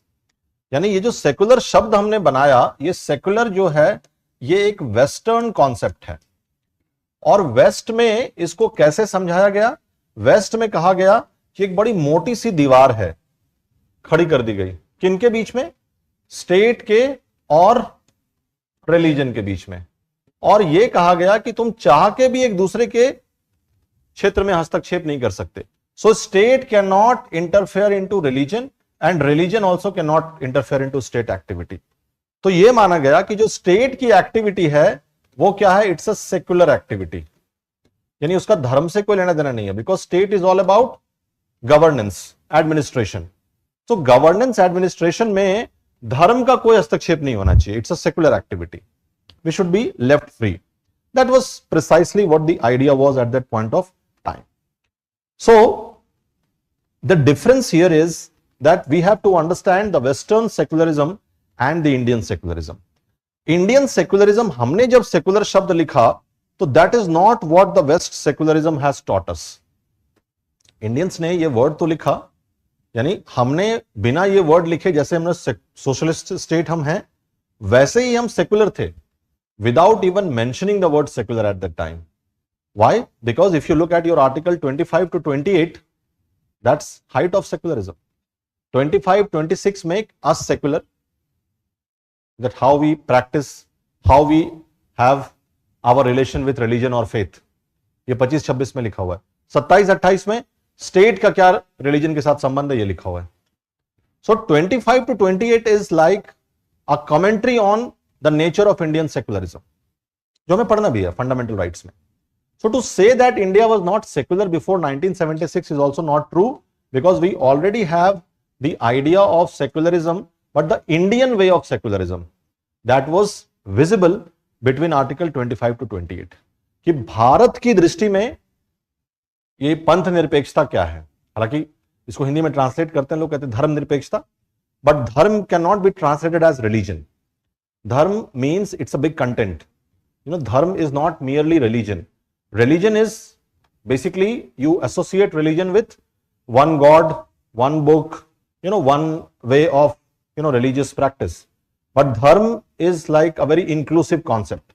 It's not only about your religious practice. Dharm means your rightful duty. तुम विद्यार्थी हो, your students. What is your dharm? To study. कितने लोग पालन करते हैं अपने धर्म का? सबको ऐसा ही लगता है. अगर करते हैं तो अच्छी बात है, it's very good, very nice. I am glad that everybody is dharmik in that sense. So everybody has got a dharma, but इसके साथ साथ एक आदमी के बहुत सारे धर्म होते हैं. स्टूडेंट हैं तो आपका पढ़ना एक धर्म है, पर आप किसी के भाई होंगे, किसी की बहन होंगी, तो आपका वहां भी धर्म है. किसी के पुत्र हैं, किसी के सुपुत्र हैं, सॉरी, किसी की सुपुत्री हैं, तो वहां भी आपका एक अलग धर्म है. वहीं आपके पेरेंट्स हैं, उनका एक अलग धर्म है. फिर जहां वो काम करते हैं वहां एक अलग धर्म है. Which means this is dharma, your rightful conduct, your conduct which is understood as duty, rightful duty. तो धर्म जैसे आग है, उसका क्या धर्म है? जलाना. दैट इज द नेचर, है ना, यानी राइटफुल नेचर. आग का धर्म जलाना होता है. जब आग होगा तो आप आग से खेल नहीं सकते. आग इज नॉट अ टॉय, क्योंकि उसका धर्म है जलाना. तो अब ये नहीं कहते बड़ा अधार्मिक है, नो, दैट्स द धर्म. पानी मतलब डिपेंड करता है, पीना भी आप, हाँ, तो बहुत तरस है. तो हर चीज का अपना धर्म है.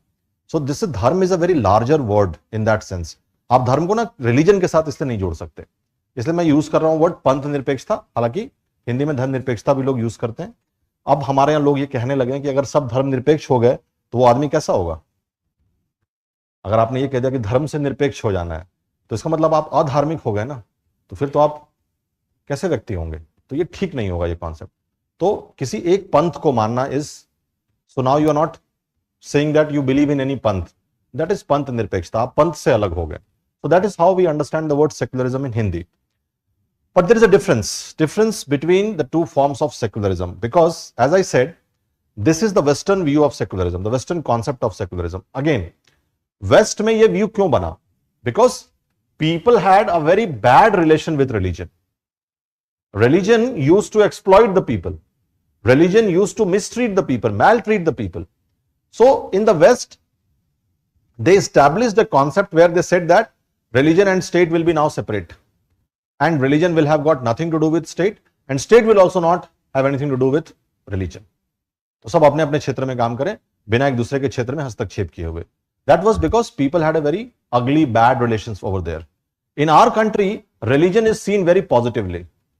यानी हमारे यहाँ पे हम जब धर्म की बात करते हैं, रिलीजन की बात करते हैं, पंथ की बात करते हैं, उसका एक बहुत पॉजिटिव अप्रोच है टुवर्ड्स योर लाइफ, है ना. आप देखिए कि धर्म ऐसा जबरदस्त चीज है कि हमारे यहां धर्म में it's the practice is such where you have so much of, I would say, the deity and the follower, they have a very cordial relation. You know, sometimes the deity is considered as the mother. You know, sometimes you think that you are a child of the DT.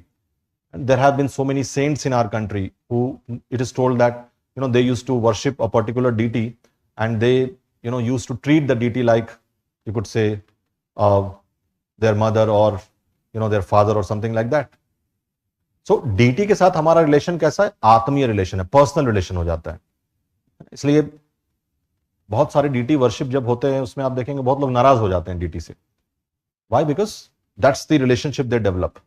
Bachchan साहब अपनी फिल्मों में वो जाते ही नहीं थे मंदिर, इतने नाराज थे डीटी से, बिकॉज उनका बचपन बहुत कठिनाई में बीता, है ना. उनके हाथ पे लिख दिया गया तुम्हारा बाप चोर है, तो he was not very happy with his life. So उसका दोष किसको दिया? डीटी को दिया. उन्होंने कहा मैं नहीं जाऊंगा मंदिर. But when the mother is ill, deity से आगे झगड़ा कर रहे हैं कि आज बहुत खुश हो गए तुम, जो तुम्हारा पूरा जीवन पूजा करती रही आज अस्पताल में है. तो things like that, which means it shows the kind of bonding you have with your DT.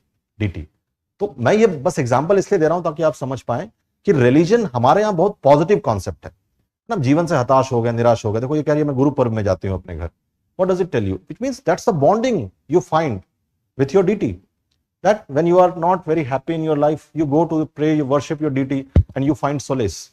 कितने मोटिवेशन लोगों को मिलते हैं. You know, there have been great people who actually have existed on this earth, like somebody who's created a brand like an Apple or something like that.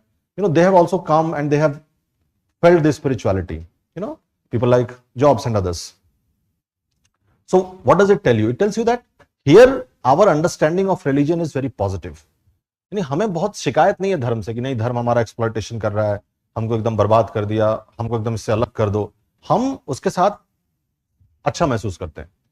तो अगर कोई चीज हमारे जीवन में पॉजिटिव है तो राज्य क्या करेगा?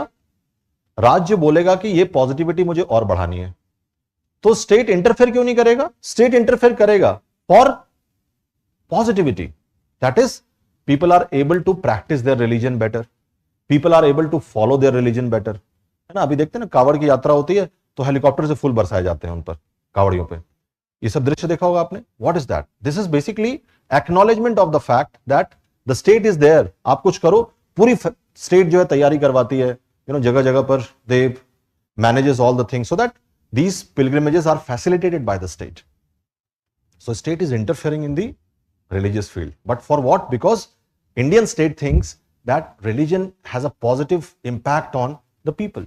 You want to go to, we have people from any religion. अभी देखो बहुत सारे स्कीम हैं, यानी इस्लाम को मानने वाले, क्रिश्चियनिटी को मानने वाले, जैन को मानने वाले, इन सबके पिलग्रिमेजेस में स्टेट पब्लिक मनी का यूज करके उनको पिलग्रिमेज करा रही है. I met a person who was telling me that in Delhi he was actually taken for a pilgrimage where he was actually given a attendant also. So they had a bus that came to near his house. He boarded the bus.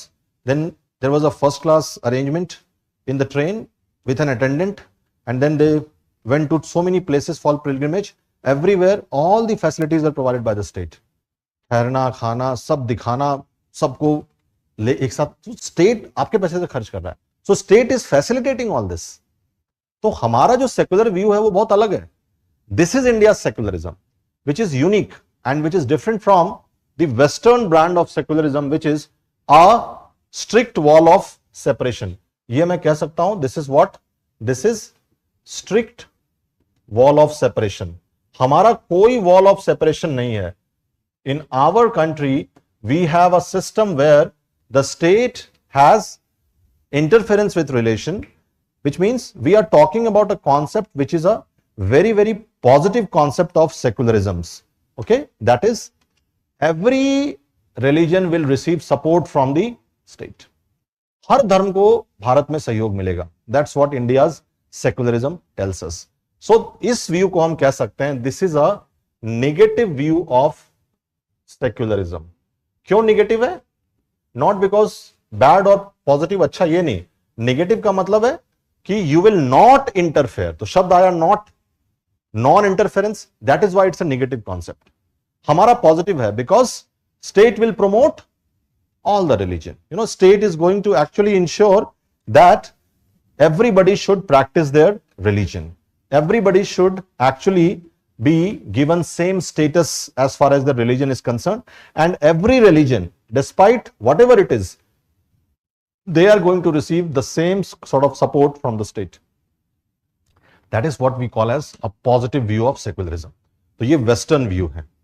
हमने जब secular शब्द लिखा, नहीं भी लिखा, तो हमारे यहां जो व्यू था, which is called the Indian view, ये कैसा है? It's a positive view of secularism. And what is the positive view of secularism? Not a strict wall of separation between state and religion. Positive view means that we are talking about a situation where religion has been left to the individual as a private matter. इसलिए राज्य का कोई धर्म नहीं है. आपका धर्म है, राज्य कहता है उसको खूब अच्छे से प्रैक्टिस करो, कोई दिक्कत है तो मैं भी उसको सपोर्ट करूंगा ताकि तुम उसको अच्छे से प्रैक्टिस करो, अपने धर्म को, अपने रिलीजन को तुम जी सको. Which means it's a positive embodiment. State positively interfere कर रहा है ताकि you are able to practice your religion better, in a better manner, है ना. So what is that view tells us in the case of our country that the state promotes and supports all religion equally. जितने भी धर्म हैं सबके साथ state का जो कॉन्सेप्ट होगा वो क्या होगा? That it will support, it will promote all the religions in our country equally. That is what is very very contrasting, you know, with respect to these two ideas of secularism. अब कभी सवाल आ जाता है कि exam में, हाँ बंद होना है, फिर से गर्मी लग रही है, ठंड लग रही है. ठंड तो अब तो नहीं लगना चाहिए. ठंड लग रही है तुम लोगों को? तबीयत देखो, ध्यान रखो। तुम्हें तो वैसे भी थोड़ा ज्यादा है। हाँ, ये वाला बंद कर दीजिए इसे। किसी और को भी करवाना हो तो करवा लें। आप लोगों को भी करवाना है? हाँ, पूछ लीजिए जहाँ। बिना आवाज के, बिना आवाज के इशारे से करा सकते हैं काम, वरना ये सब बंद करके चला जाएगा। हाँ, चलो अब क्या करें हम, एक टेबल बनाते हैं। इस तरफ लिखिए वेस्टर्न सेक्युलरिज्म और इस तरफ लिखिए इंडियन सेक्युलरिज्म। ठीक है, तो इनके बीच में क्या कॉन्ट्रास्ट है, let us try to understand it. ठीक, हाँ, वेस्टर्न। पहले इसके पॉइंट्स लिख लेते हैं, फिर हम लोग इसके पॉइंट्स लिखेंगे। वेस्टर्न वाले कॉलम में लिखिए, it embodies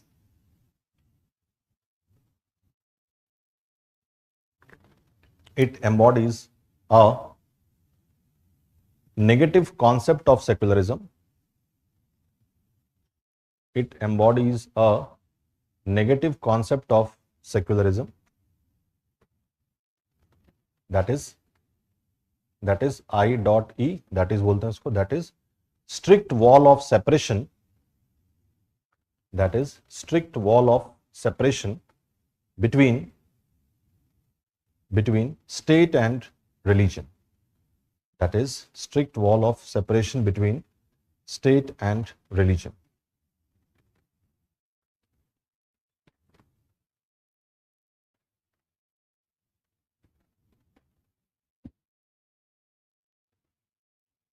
Strict wall of separation between state and religion. अब इसी तरफ नेक्स्ट पॉइंट लिखिए, यानी इसी में मैं बता रहा हूं अभी, I am not going to that side, पहले एक तरफ लिख लेते हैं। It holds the principles of, it holds, HOLDS, holds the principle of strict neutrality. It holds the principle of strict neutrality, that is strict neutrality, that is non-interference in, that is non-interference in each other's affairs. Each other's affairs मतलब यहां कौन है, state and religion. ठीक,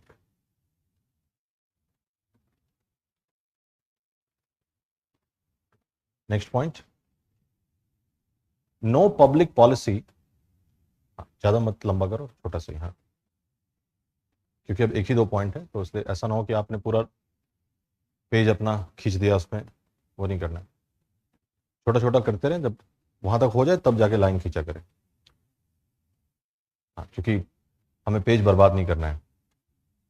environment पढ़ रहे हो, no public policy can be solely based on religion, solely मतलब only, SOLELY.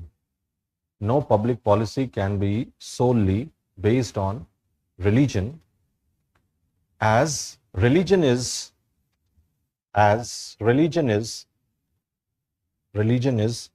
completely a private matter.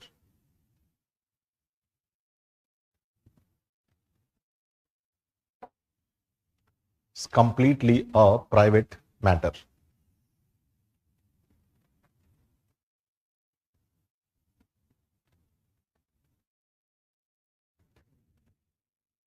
अब इस तरफ लिखें, इंडियन सेक्युलरिज्म की तरफ। Indian secularism, it embodies a positive concept of secularism. It embodies a positive concept of secularism, that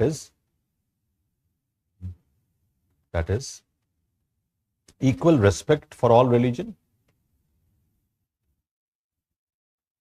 किसकी तरफ से, स्टेट की तरफ से, equal respect for all religion, or equal protection or equal protection of all religions. Next point, it adheres to principled distance. यानी हमने दूरी बना के रखी है सभी धर्मों से बराबर, लेकिन सिद्धांत के स्तर पर सैद्धांतिक दूरी बना रखी है. अगर आपके धर्म की कोई एक्शन हमारे कॉन्स्टिट्यूशन के वैल्यू को इरोड करेगी तो हम आपके धर्म में इंटरफेरेंस कर सकते हैं. That is what the Indian secularism view tells us. That is called the principal distance. So the state will maintain a principal distance, which means they will maintain distance but on the basis of principle. What is that principle? That if your religious practices will dilute or will try to hamper any constitutional values, then the state is free to interfere with that practice of religion. So we have examples of Sabrimala. We have examples of the triple talaq cases. That is prime example. Example with practices like sati. These are the examples you can understand that there is a principled distance. So there is a distance but principle. You can't do anything in the name of religion which will erode the values of the constitution, because constitution values will still be supreme than what is being put under the name of religious practice or religious value. Okay? It adheres to principled distance, that is interference of the state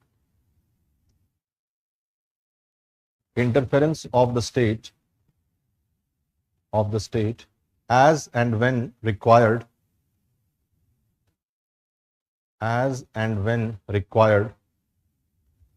to uphold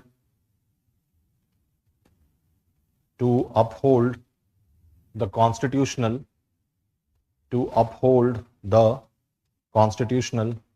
values.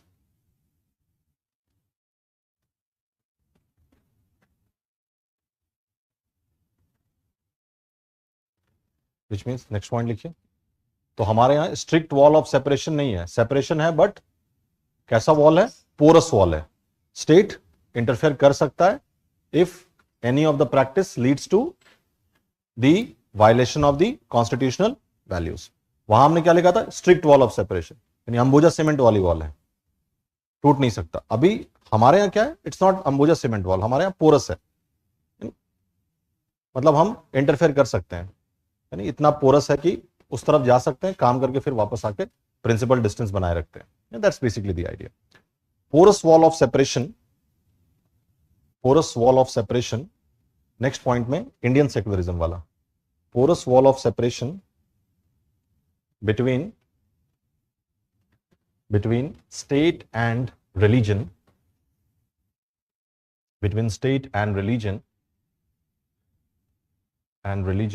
aiding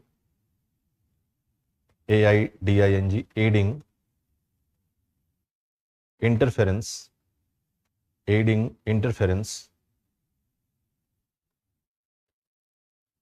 to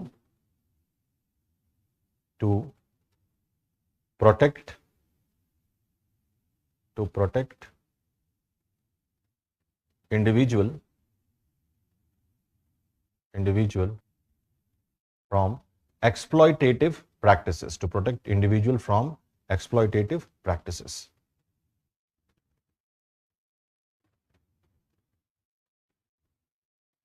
वहां लिखा था ना, no public policy can be based solely on religion, पर ऐसा हमारे यहाँ नहीं है. We can make a public policy that is solely on religion. जैसे we made a policy which says that practising talaq biddat is a punishable offence. तो एकदम धार्मिक पॉलिसी है ना, तो ये बना सकते हैं हम. That is what I said कि to jettison this kind of practices which is exploitative to an individual. So the state can interfere. Porous wall of separation है, and the state will interfere on the basis of principle because they have to protect the values of the constitution. So in that case, you can have a policy, public policy, which is very religion centric. That's what you find in India's secularism. Unlike the Western secularism, where they could not have a religion specific policy because, there is a strict wall of separation. But हमारे यहाँ एक public policy based solely on religion can easily be enacted. ठीक है? Public policies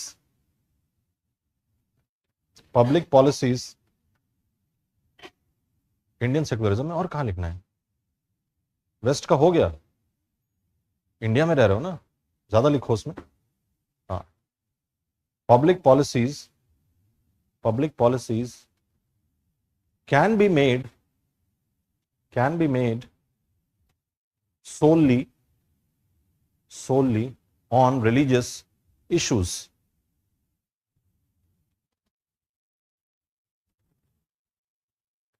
अच्छा, एक और point है जो मैंने लिखवाया नहीं क्योंकि हमें यूनिफॉर्म सिविल कोड भी पढ़ना है, बट मैं आपको समझा देता हूं. जो वेस्टर्न सेक्युलर नेशंस हैं वहां पर कोई पर्सनल लॉ जैसी चीज नहीं हो सकती. वहां पर एक यूनिफाइड कोड होता है which is applicable on everyone to dispense justice. जब वो न्याय करेंगे तो वहां पर कोई रिलीजन स्पेसिफिक लॉज नहीं होगा, वहां पर एक ही लॉ होगा, उसमें सबको न्याय मिलेगा. लेकिन हमारे जैसे देश में आप देखिए कि सभी कम्युनिटीज के अपने पर्सनल लॉज अलग अलग हैं, है ना. जैसे डिवोर्स का केस है, तो डिवोर्स का केस कैसे होता है? कोई हमारे यहां सिंगल डिवोर्स लॉ नहीं है. Divorce law is there, but it is based on religion. And everybody who comes from that particular religion, they are tried under it. हाँ, ये अलग बात है कि if you are from two different religious groups, then आपकी trial किस में होती है? स्पेशल मैरिज एक्ट में होती है. आई बात समझ में? तब वहां पर कोई पर्सनल लॉ लागू नहीं होता. जैसे मान लो somebody is a Hindu is married to a Muslim or a Christian, तो उन दोनों के बीच में अगर मैरिज, डिवोर्स, इनहेरिटेंस, एडॉप्शन को लेकर कोई विवाद है, कोई मुकदमा है, केस है, तो फिर वो लोग किस में आएंगे? Not on Hindu personal law और मुस्लिम पर्सनल लॉ और Christian personal law. They will be tried under special marriage act which is for people who are into interfaith marriage और something like that. Other than that, people who practise a particular faith, उनका faith based law होता है इन चार areas में. तो this is also unique to Indian secularism because you will not see this happening in most of the countries. I mean, idea of a personal law where certain religious groups will have a protection, especially for marriage, divorce, inheritance and adoption, that they will have separate laws, different laws, that is also unique about India's secularism. And although our constitution in directive principle of state policy, article 44 says that the state shall strive to implement a uniform civil code throughout the territory of India. That is why this uniform civil code is a very important topic for discussion, because now we see there is so much of a debate and discussion on that particular issue, especially because there is a party which is in power and the party's ideology has always supported a uniform civil code for the country. They have always said that we will actually try to bring in a uniform civil code, because personal laws actually creates a concept of difference. It creates some sort of a difference in the society in terms of their different personal laws being applicable towards them. So we'll also try to bring everybody under one sort of personal laws also. That is for marriage, divorce, inheritance, adoption also, there'll be one law. Although it's controversial because of religious issue, but that is basically the state's resolve. So we see these kind of things happening in our country as well. So I think if you look at India's secularism, जो आपने लिखा है, now you can't complain that India has copied the idea of secularism from the West. India's secularism is India's specific brand of secularism. India's secularism is as per the needs of India's secularism.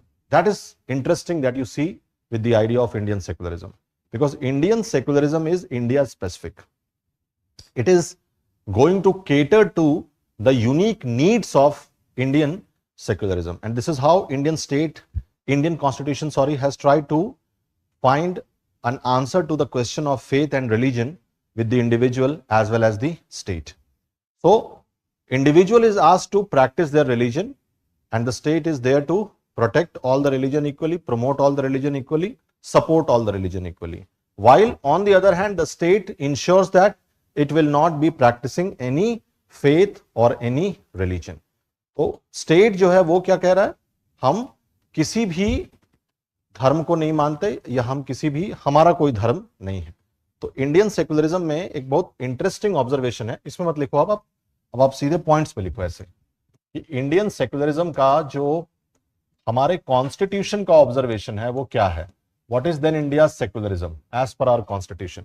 So India secularism, if you read article 25 to 28 And this is what you can draw as a conclusion. So India's secularism is very simple. India's secularism says that state will have no religion. तो राज्य का कोई धर्म नहीं होगा, पर राज्य क्या करेगा? State will treat all religion equally.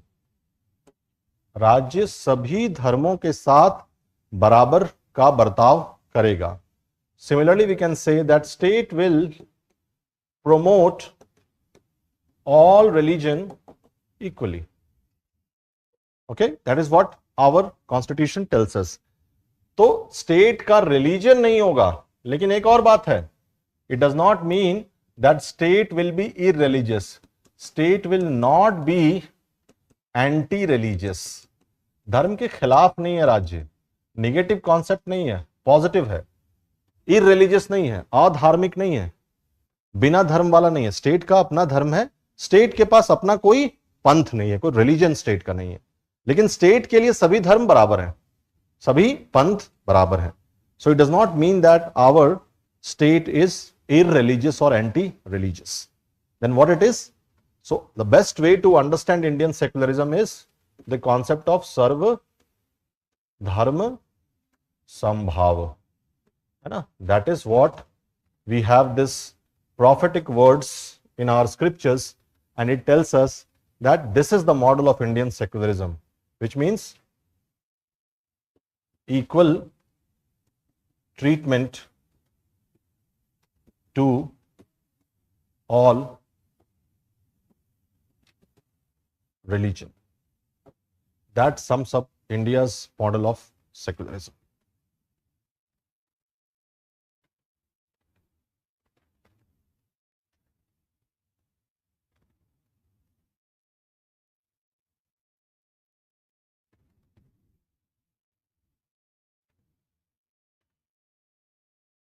लिखिए, छोटी सी कमेंट्री लिख लेते हैं इस पर.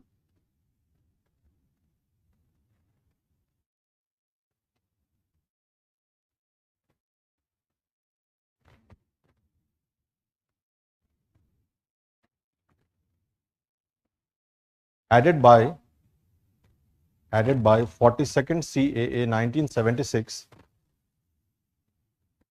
added by 42nd CAA 1976, full stop. The idea evolved in the West as a strict wall of separation,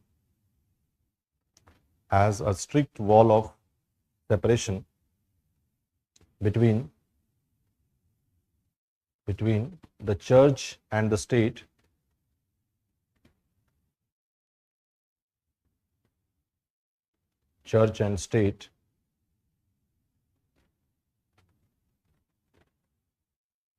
Next point. In India, religion is considered integral,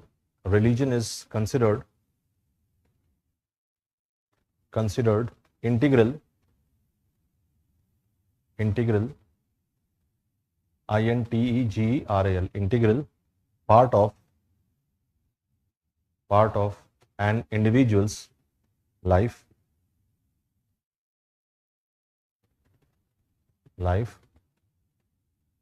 full stop. So if the state wants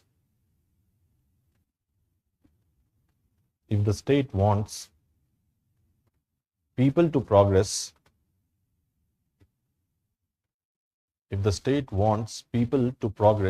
then it should ensure that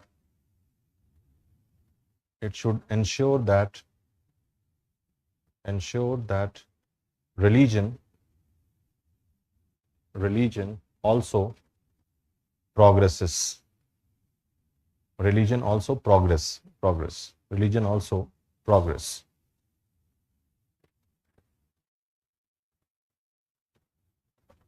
So, next point. So,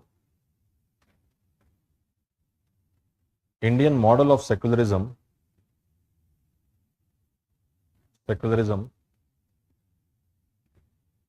is positive, unlike West. और west को क्यों हमने negative कहा था? Strict wall of separation. Unlike west, because the state has a role,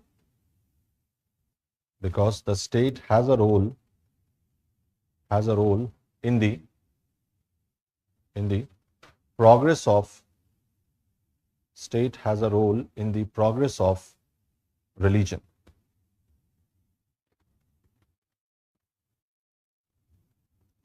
Next, in our constitution, Article 25 to 28,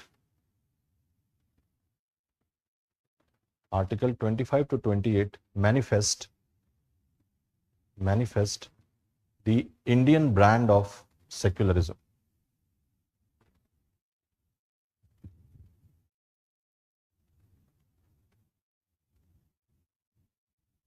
So, although Indian state have no official religion, और आप देखेंगे तो हमारे पड़ोस में जो बहुत सारे स्टेट हैं उनका एक ऑफिशियल रिलीजन है, स्टेट का अपना एक ऑफिशियल रिलीजन है, which means they have a state religion. हमारे यहाँ क्या है? We are a secular state, so state can't have a official religion, so there is no official religion of the state. Although the Indian state does not have an official religion, but the state can put reasonable restrictions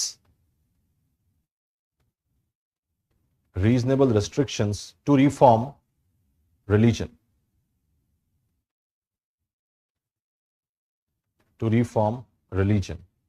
Example, triple talaq case,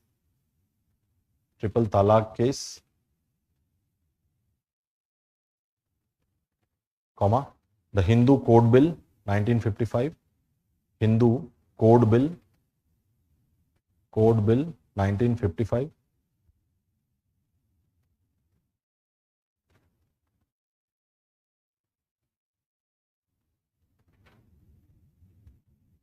Next point.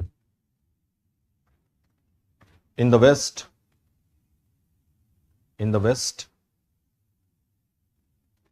the state neither obstruct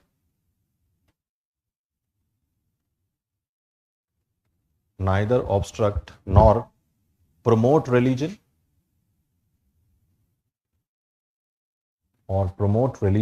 but in India the state operates on the principle of Sarv Dharma Sambhav. The state operates on the principle of Sarv Dharma Sambhav.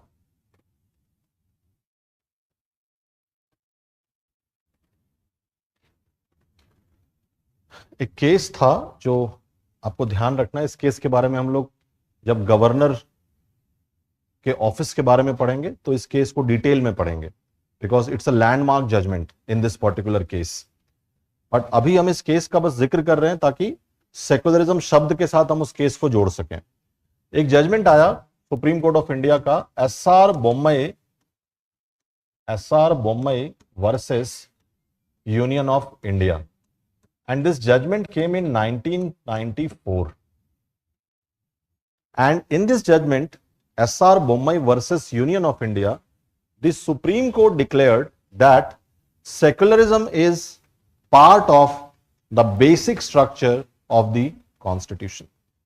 यानी ये अहमियत है secular शब्द की. और ध्यान से समझो इस बात को कि सेकुलर शब्द ओरिजिनल कॉन्स्टिट्यूशन में है ही नहीं, और 94 में सुप्रीम कोर्ट कहता है कि secularism is a part of basic structure of the constitution, which means tomorrow if India wants to make a law that violates the principles of secularism, that is the Indian principle of secularism, then you have to understand it is not possible, because the Supreme Court will say it is violative of basic structure of the constitution. तो इसलिए धर्म के नाम पर राज्य किसी तरह का स्टेप नहीं ले सकता where you can change the secular character of the state. Can't be changed. It's very clear, because in S.R. Bommai the court have said that secularism is a basic structure of the constitution, and you all know that anything which violates, which means any constitutional amendment which violates the basic structure of the constitution will be declared null and void. ठीक है? So basic structure concepts come from Kesavananda Bharati case, है ना? तो इस पे detail में हम लोग चर्चा करेंगे जब this fundamental right portion will start and we'll be talking about the amendability of fundamental right. तो उसी में हमें केशवानंद भारती का जिक्र करना है, फिर डिटेल डिस्कशन करेंगे बेसिक स्ट्रक्चर पर. But basic structure, as you know, I have said this to you also by an example of this class. Columns, all this examples clear है आपको?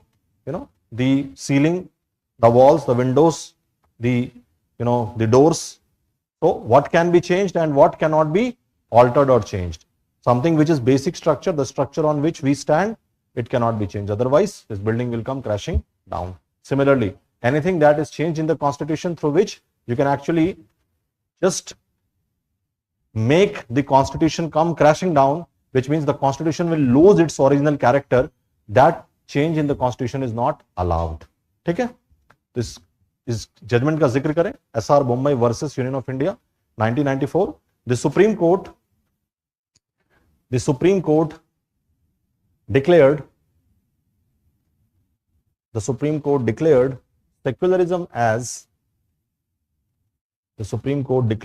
secularism as part of the basic structure of the constitution. Basic structure of the constitution. Next point. Our secularism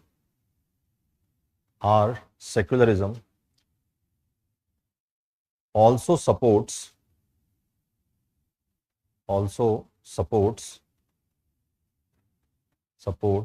the plurality of our society, but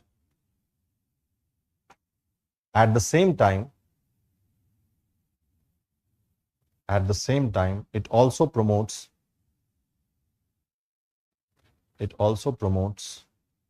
unity amongst different religious community living in India.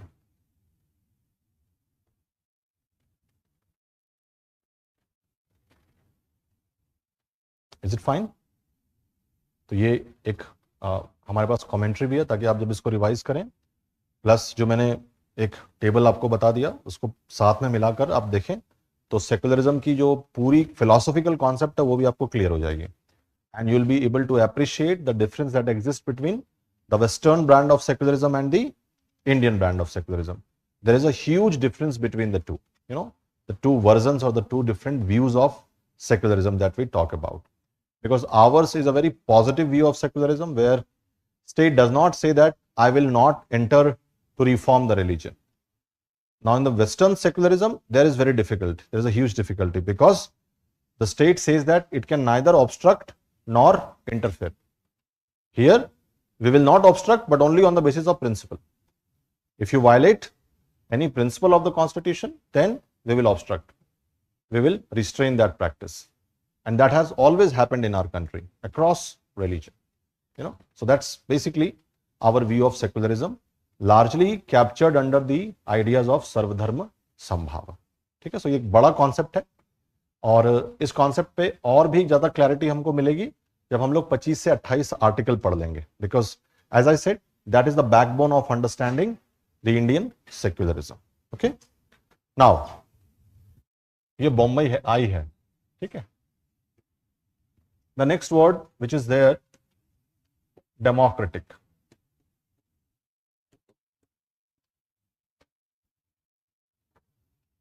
So you're talking about democracy, and democratic as a word is used to help you understand the democratic credential of the state. So what did India say? That our nature of state should be sovereign, socialist, secular and democratic. So you're basically trying to understand the word democracy here. आपकी copy से गिरा. तो democracy है क्या, पहले ये समझते हैं, और ये कैसे एग्जिस्ट करता है. मतलब मैं थोड़ा ज्यादा बता रहा हूं, but just to make you help you understand the very logic or basis of the idea of word democracy. Where does it come from? What basically you associate with the idea of democracy? And if the constitution is talking about democracy, what type of democracy does the constitution actually envisages or talks about in the nature of democracy? Let's try to understand that. तो दो तीन बातें हैं इसमें. Democracy शब्द कहां से आया? तो ये एक ग्रीक शब्द से बना है, ठीक है. सो डेमोक्रेसी शब्द दो ग्रीक शब्द हैं, डेमोस प्लस क्रेशियस. अब डेमोस का मतलब होता है पीपल और क्रेशिया इज रूल. तो rule by people is democracy. But ये जो कॉन्सेप्ट था ग्रीस में था, ये कैसा था? It was a concept which existed in the ancient Greek city states. City states में ये कॉन्सेप्ट होता था डेमोस और क्रेशिया का, क्योंकि it is rule by the people, which means it is talking about direct rule by the people, no representative here. So if you have a small society, suppose there are few thousand people living in Greece, and out of those few thousand people, women are not considered citizens. आधी आबादी खत्म. Then Greek city states में slaves होते थे. Slaves can't be citizens. Then if somebody marries an outsider, then even though you have a male, he will not be a Greek citizen. So in city states of Athens or ancient Greek city states, कौन participate करता था rule में? Citizens. Only free born male were given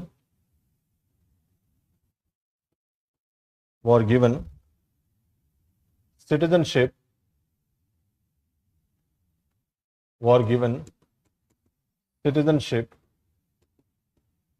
who participated in the affairs of the state. तो ये जो काम है इसको बहुत बड़ा मानते थे ग्रीक सिटी स्टेट्स में, कि you are participating in decision making, in governance, in administration of the state. लेकिन ये हर किसी को नहीं देते थे ये राइट कि आप पार्टिसिपेट कर सकते हैं, है ना. केवल फ्री बॉर्न मेल ही वो कॉन्सेप्ट था. तो ये कॉन्सेप्ट कैसा था? This was a concept where you can say it was a concept of direct democracy. यहां पर कोई रिप्रेजेंटेटिव नहीं है, लोगों के हाथों में सीधे सत्ता है. तो एक बड़ी सी असेंबली में मीटिंग होती थी, सब बैठते थे और वहां पर डिसीजन होता था. तो मान लो कुछ हजार लोग हैं तो नागरिक बड़े कम होते थे. It was a concept of limited citizenship, है ना. तो डायरेक्ट डेमोक्रेसी था, बट सिटीजनशिप कैसा है? बहुत सीमित लोगों के पास नागरिकता होती है. सोचो कि पूरी महिला नागरिकता से वंचित है, और उसका जस्टिफिकेशन है वहां की फिलॉसफी में. आज आपके सामने अगर एरिस्टोटल आके जस्टिफाई करेंगे, एरिस्टोटल को आप बोलोगे कि तुम फिलोसफर तुम्हें नहीं मानते, और उनकी फिलॉसफी आप पढ़ते हैं, बट कॉन्टेक्चुअल है ना. There is justification of slavery in modern society. Can you justify slavery? You can't justify it, because different times, different values, different ideas, and that is what is very unique, because every idea, every philosophy is very time contextual. But उस वक्त you have such justification of these sort of institutions as well. Okay, but What does this idea tell you? अगर direct democracy है तो ultimate sovereignty किसके पास है? Who is the ultimate sovereign? The people, because it is people rule by the people. So that is what we learned from democracy. हम बार बार ये बात कह रहे थे ना आपसे कि ultimate sovereignty will lie with the people, because this is what democracy stands for. हमारे यहाँ people हैं but उनके representatives people को represent कर रहे हैं, इसलिए कॉन्स्टिट्यूशन में अल्टीमेट सोवरेन भी पीपल हैं. कॉन्स्टिट्यूशन डायरेक्टली उनसे लेजिटिमेसी, उनसे अथॉरिटी ड्रॉ करता है, बट पीपल नहीं है वहां. एक्चुअली वो काम कौन कर रहे हैं? On behalf of the people the representatives are doing it. तो ये मॉडर्न सोसाइटी जब बना, मॉडर्न नेशन स्टेट बना, जो कि बहुत बड़े बड़े थे, बड़ी आबादी थी, तो अब इस मॉडर्न नेशन स्टेट में it was not possible to have a direct democracy. So what came in this idea in the modern nation state, we introduced the concept of indirect democracy, or we can say the notion of representative democracy, है ना. So in modern nation state,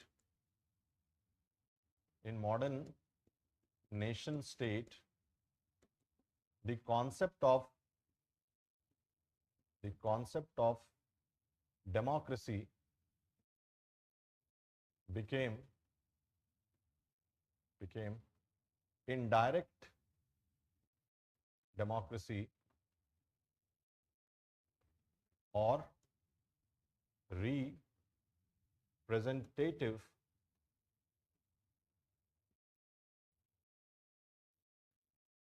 democracy. That is what we get in the modern nation state. क्योंकि modern state बड़े बड़े हैं, they are very large in size, huge in size, humongous population, and here in the modern state you have equal citizenship. You grant everybody the citizenship, even you grant citizenship to female, everyone who is got a certain age, you grant them citizenship, to your citizens. So which means you have huge number of people, so it is no more feasible to actually have direct democracy. That is why modern democracies are practicing indirect democracy or representative. So everybody elects their representative, the representatives rule on your behalf. So people are sovereign, but not directly, indirectly by a representative. This is how you operate in today's world. Okay? So how do you do it? Representative democracy. People rule through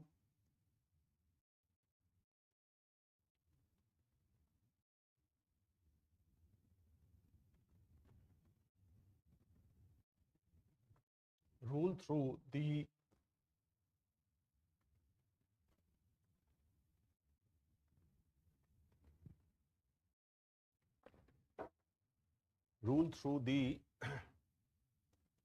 representatives whom they elect. That is why it is called as indirect democracy.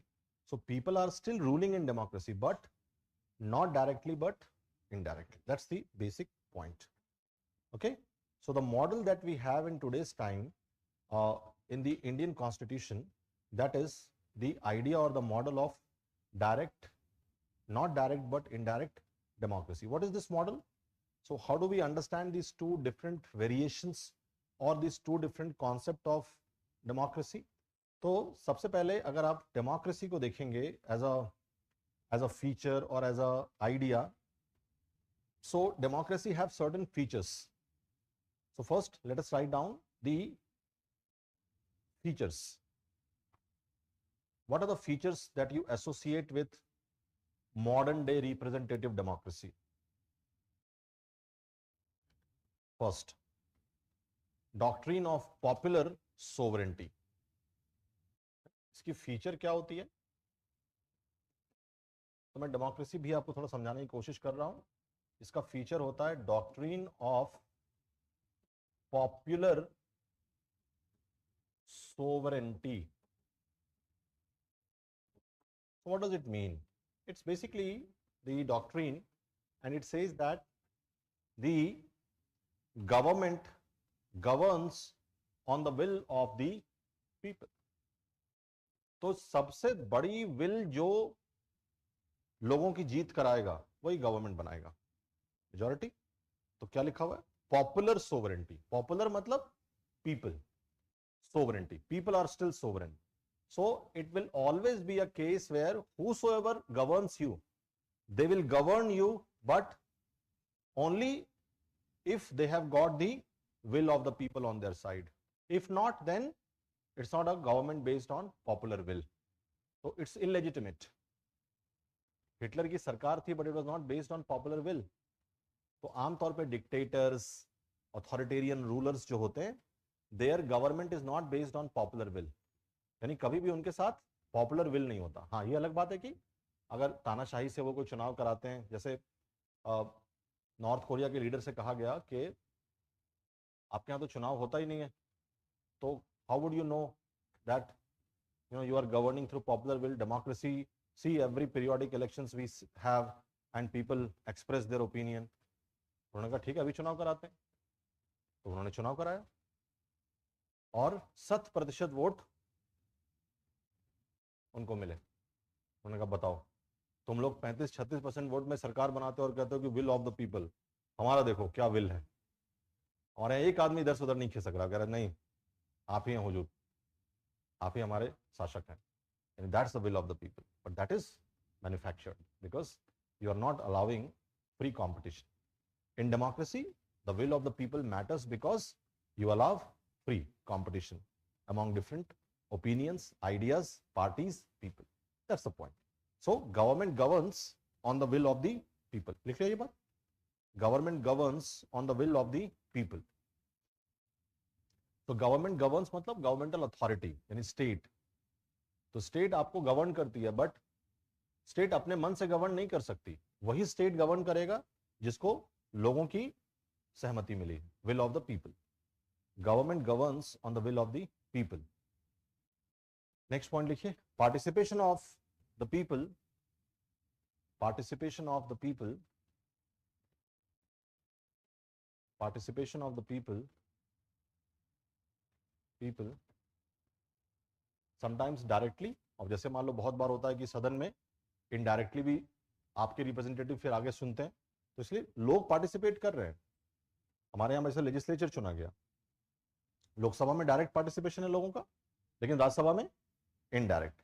So participation of people directly slash indirectly. Next point, it is based on the principle of equality. That is, it is based on the principle of equality. That is, one person, one vote.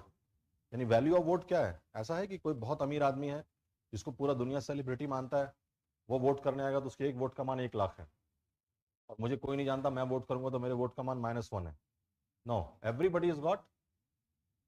It is basically one man one person, not man, one person one vote. That's basically the template of democracy.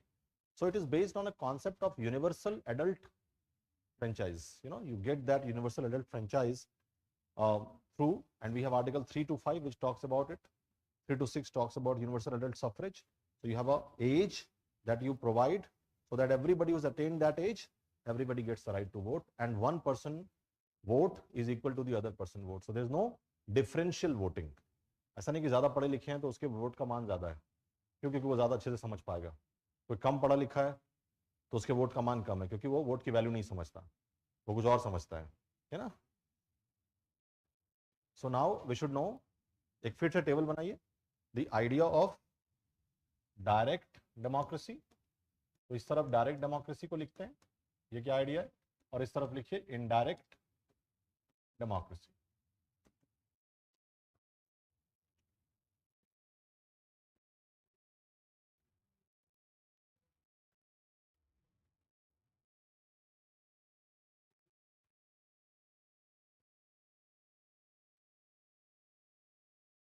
No provision for that we have. Constitution ने कहा है referendum कहीं भी? Has the Constitution used the word referendum anywhere? In our Constitution, these tools are not there. So, I mean, even if you want to do that, I don't think the courts will allow you to do that. If you really want to change or alter the basic structure, then you will have to have a judgment from the Supreme Court itself which will be more than a 13 judge bench, so 14 or 15, and you'll have to get a majority to overturn the previous judge. That's the only way, because our constitution has not designed anything of that sort. कि नहीं referendum करा लेते हैं, तो referendum क्यों कराएंगे जब संविधान ने कहा ही नहीं? तो because the tool is not there, तो हर काम रेफरेंडम से होगा देश में, तो ये बड़ा मुश्किल हो जाएगा ना. I mean the state will run on the basis of constitution. So therefore the rule is very clear. If you really do not support a doctrine which is laid by the Supreme Court of India because you think it is problematic, then you will have to overturn that judgment. So Supreme Court can only overturn its own judgment. Nobody else can do it. तो जब तक 13 से ऊपर supreme court की constitutional bench ये नहीं कहती कि there is nothing called the basic structure of the constitution, तब तक इस पर हम बहस कर ही नहीं सकते. और आपको लगता है कि सुप्रीम कोर्ट की कभी भी कोई बेंच ये बात कहेगी, चाहे सरकार कितनी पावरफुल क्यों ना हो जाए? Because supreme court is the custodian of the constitution. It will always try to ensure that Indian state will run with the idea of constitutionalism.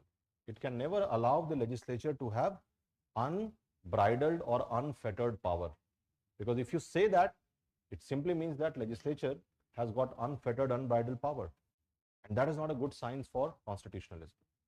So I think Supreme Court has done a decent enough job over these years. They have protected the constitution, and I think they'll continue to do so. तो ये विवाद ही नहीं है, इस पर सरकार भी अब नहीं सोच रही, आप तो बेकार ही सोच रहे हैं. Direct democracy. Decisions are directly made by the people. Decisions are directly made by the people.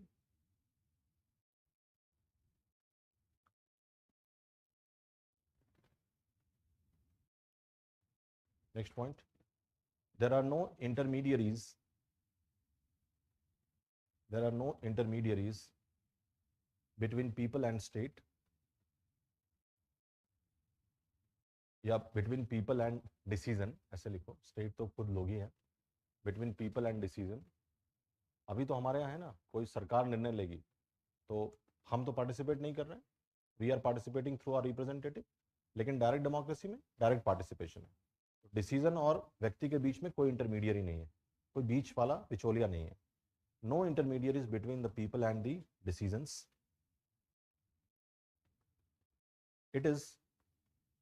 It is more transparent, but less efficient. Less efficient. अब less efficient मैं क्यों कह रहा हूं? क्योंकि ग्रीक की फिलॉसफी जब आप पढ़ेंगे तो आपको बड़ा आश्चर्य लगेगा, किसी भी फिलॉसफर ने डेमोक्रेसी की तारीफ नहीं की. Everybody is a critique of democracy. Why? So if you really look Plato's writing, एक तो प्लेटो बड़े दुखी हैं क्योंकि इस डेमोक्रेसी ने उनके गुरु को मृत्युदंड दिया, सोक्रेटिस को. So for that Plato is very disturbed. He is become a great critic of democracy. But Plato says one remarkable thing. He says that to rule is not something which everybody can do. People need to have that ability to rule and govern. So he gave a very ideal concept, the ideal concept of a philosopher king or a philosopher ruler. It does not mean a girl cannot become a philosopher queen. I'm not saying that. Plato is feminist. वो सबको बराबर देखता है. वो कहता है कि अगर महिला में वो एबिलिटी है तो वो भी शासन कर सकती है. So she can still be in the guardian class. But what he says very interestingly is, he says that democracy runs on majority principle. And this is very close to the theory of elitism also. In any society at any given time, majority of the people are always less equipped. They are always, population with very, very few and lesser merits. Exceptional जो लोग होते हैं वो हमेशा exceptions में होते हैं. यानी जो general population होता है वो बड़ा सामान्य होता है, average होता है. और democracies run on majority rules. तो democracy में किनका शासन होगा? Average लोगों का शासन होगा. तो एवरेज लोगों के शासन में आपको वो सिस्टम एफिशिएंट दिखेगा नहीं. तो जब आप एक ऐसा सिस्टम बनाएंगे जहां the person who is best equipped to rule, if he is ruling, then you can have a very efficient system. That is why it is said that when you have direct democracy, the system is not very efficient, because you have a larger population which is basically not trained to rule or govern. You know, these people are like the more larger population, they are always average intelligence wise, and they are also not very well equipped to rule or govern. They have very less abilities, less competencies to rule and govern, because governance is also an art. This is what Plato is talking about. And so he said that, or rather we are saying that direct democracy may also be not very efficient. When you have more experts who are tasked with rule and governance, who are actually tailor-made for that, they can create a better system which is more efficient. Because in direct democracy, sometimes you will find very difficult to actually take a decision. Why? Because majority will decide, and majority is like less educated, less aware, less knowledge, less organized. तो क्या है कि फिर decision भी उस तरह से होगा. सो प्लेटो का जो दर्द है ना, जो जब सोक्रेटिस को वहां की असेंबली सजा देती है, तो Plato is basically reflecting on democracy कि कितना इनएफिशिएंट हो सकता है. Why? Because you don't have proper people who understands the art of governance, the art of decision making. So that's why he's critical of democracy, and so are the other thinkers as well. So direct democracy is not very efficient. Sometimes it can be less efficient than representative model of democracy. Okay, इस तरफ लिखिए indirect democracy, representative model of democracy. Decisions are taken by the representatives,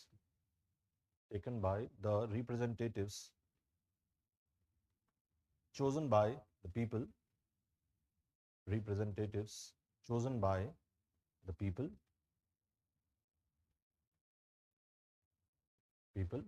Next point, there are intermediaries लिख लेंगे. हाँ, इतना धीरे से बोले कि मुझे शक है, कॉन्फिडेंट नहीं लग रहे हो तुम लोग. देयर आर इंटरमीडियरीज, इसी को हम रिप्रेजेंटेटिव बोल रहे हैं. Intermediaries between the people and decisions,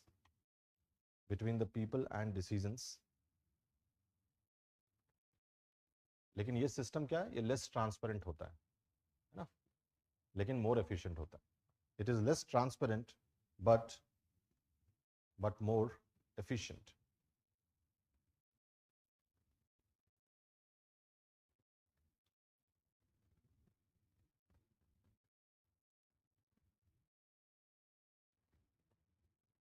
Okay?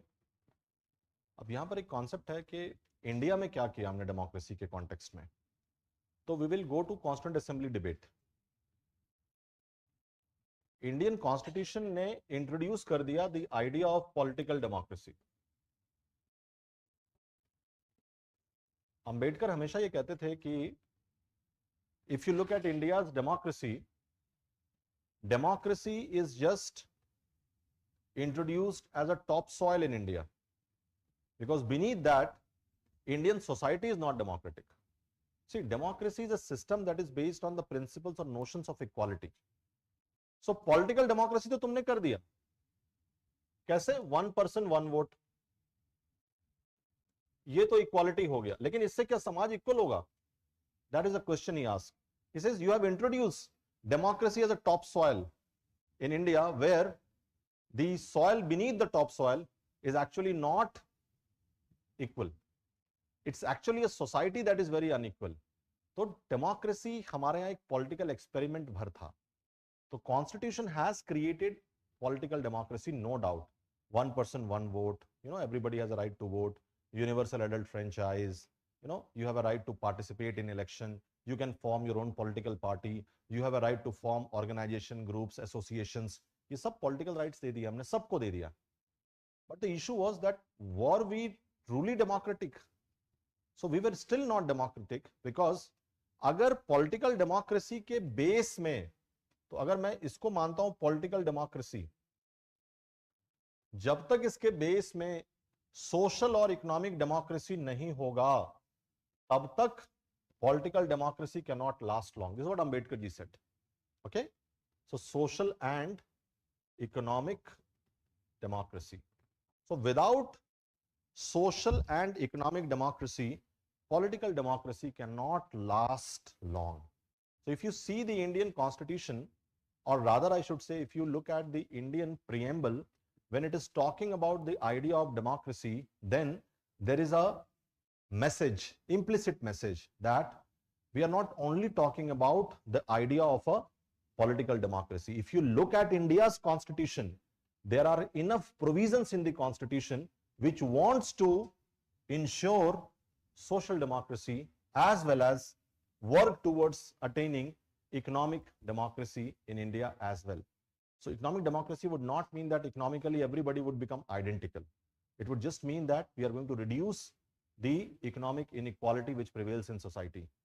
Social democracy means that we are going to remove the hierarchy of caste that prevails in the society, where somebody born to a particular family, just by the accident of birth, somebody was considered hierarchically superior to the other person. I mean, that is what was the biggest draw that the biggest issue that he was trying to draw our attention to.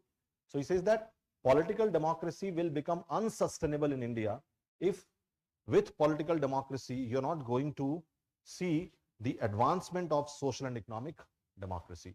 So if I'm talking about political democracy, or rather, sorry, if I'm talking about democratic word that is in the preamble, then you should be very clear with the idea that I'm talking about India's parliamentary democracy based on the notion of universal adult franchise.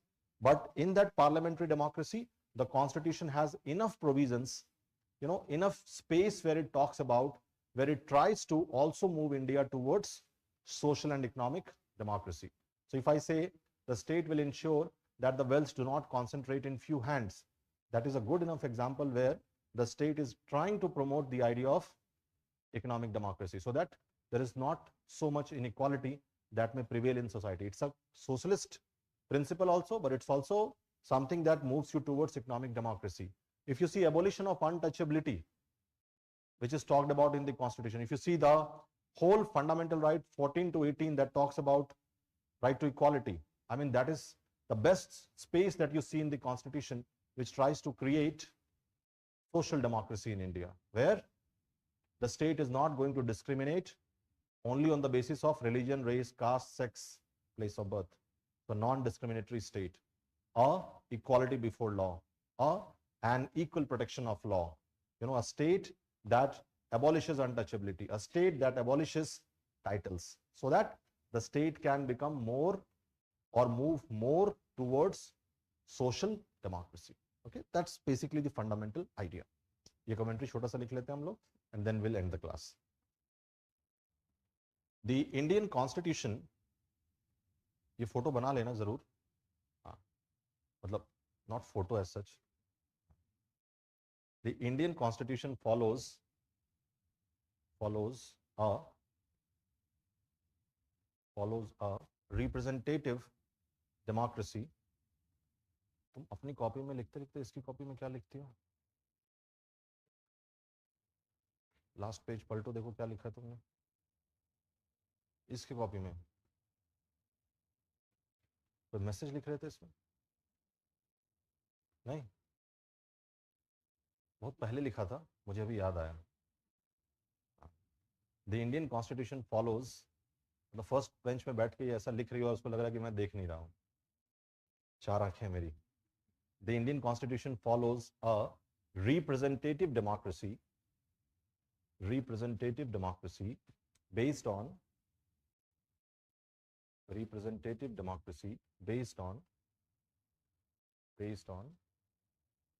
parliamentary form of government,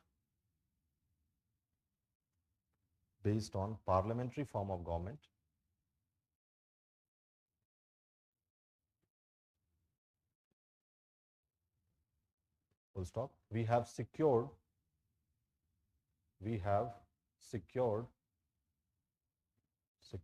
the idea of a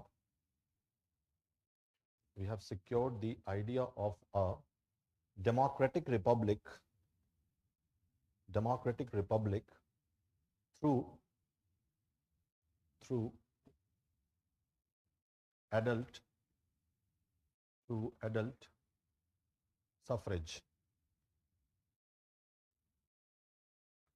to adult suffrage. Next point. We also subscribe to subscribe subscribe to क्यों हंस रहे हो इतना? खुश क्यों इतना? समझ में नहीं आ रहा. छुट्टी हो रही है इसलिए?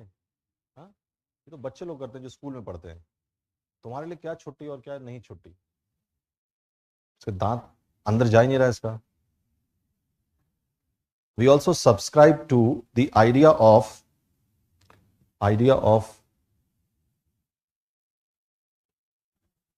political democracy.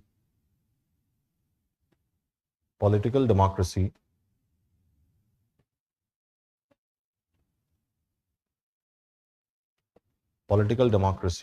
through the notion of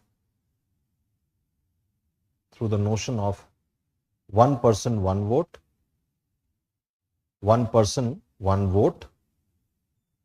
through the notion of one person one vote, comma, one person one vote, right to form association,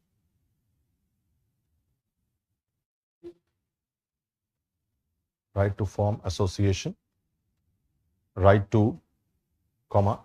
peaceful assembly.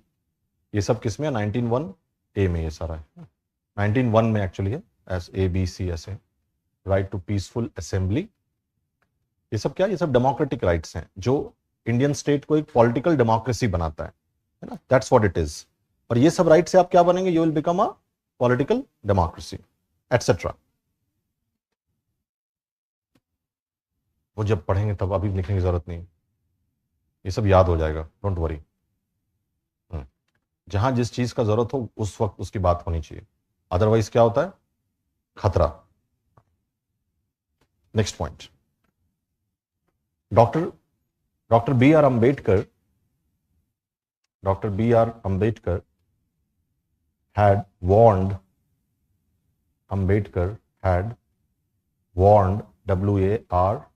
WARNED, warned that political democracy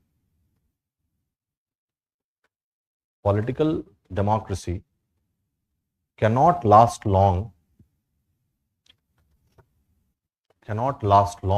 without social democracy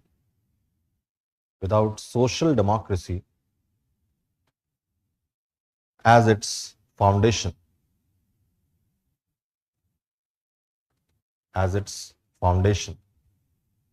Full stop. Next point. He also believed that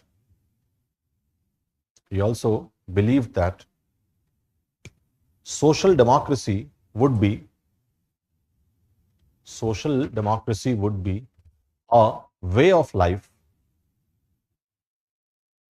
अगर मान लो सामाजिक प्रजातंत्र होगा तो उस प्रजातंत्र में fraternity होगा. अगर सोशल डेमोक्रेसी नहीं है तो फ्रेटर्निटी की भावना भी तो नहीं होगी. हाँ, तो उसमें ज्यादा सोसाइटी फ्री होगा, इक्वल होगा, फ्रेटर्निटी होगी. That's what he is saying. He believed that social democracy would be a way of life which would recognize liberty, equality and fraternity. So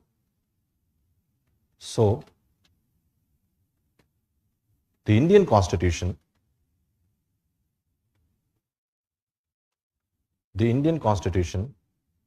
also envisages,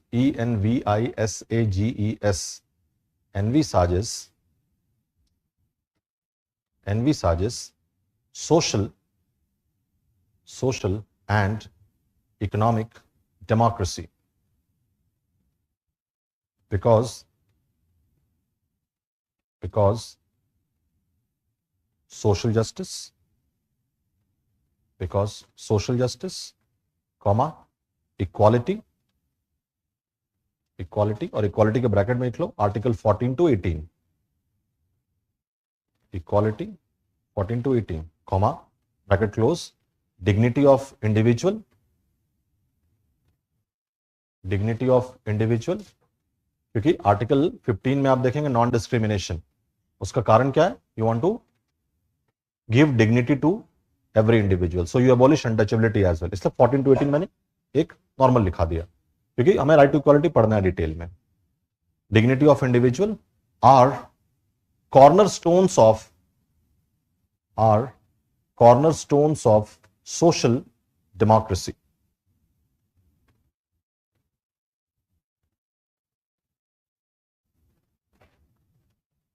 Next point. On the other hand, तो social democracy समझ में आ गया, 14 to 18, dignity of individual, ये सब constitution ने जहां बताया वहां कॉन्स्टिट्यूशन हमें बता रहा है कि डेमोक्रेसी केवल पॉलिटिकल नहीं, डेमोक्रेसी सोशल भी। और पहले ही हमें बाबा साहब वार्न कर चुके हैं कि बिना सोशल डेमोक्रेसी के अगर वो बेस में नहीं है तो पॉलिटिकल डेमोक्रेसी बहुत लंबे समय तक नहीं चल सकता। हाँ, ऑन द अदर हैंड, अब इकोनॉमिक डेमोक्रेसी की भी बात है, on the other hand economic democracy tries to achieve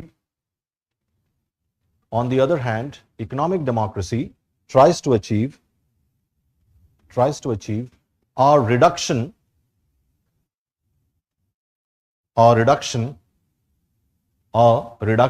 of existing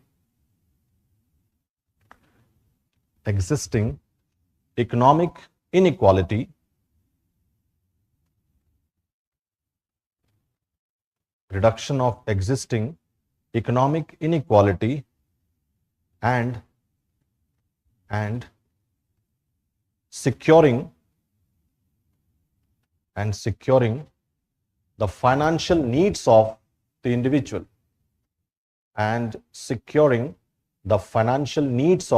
the individual,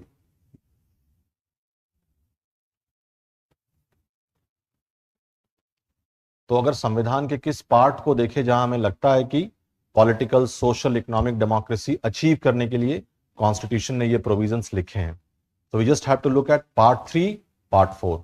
part 3 more about political democracy, part 4 more about social and economic democracy. लिखो next point, part 3 and part 4 of the constitution, part 3 and part 4 of the constitution strives मतलब हमें उस तरफ भेजता है ना, हमें उस तरफ आगे करता है, अग्रसर करता है। strives for achieving the ideals of political, social and economic democracy. ठीक है, तो this is a note on democracy. तो डेमोक्रेसी बेसिकली कॉन्सेप्ट भी आप समझ गए, और जब हम डेमोक्रेटिक शब्द बोलते हैं तो the vision of the constitution is actually all 3 forms of democracy, be it political, social और economic. Okay, that's the point.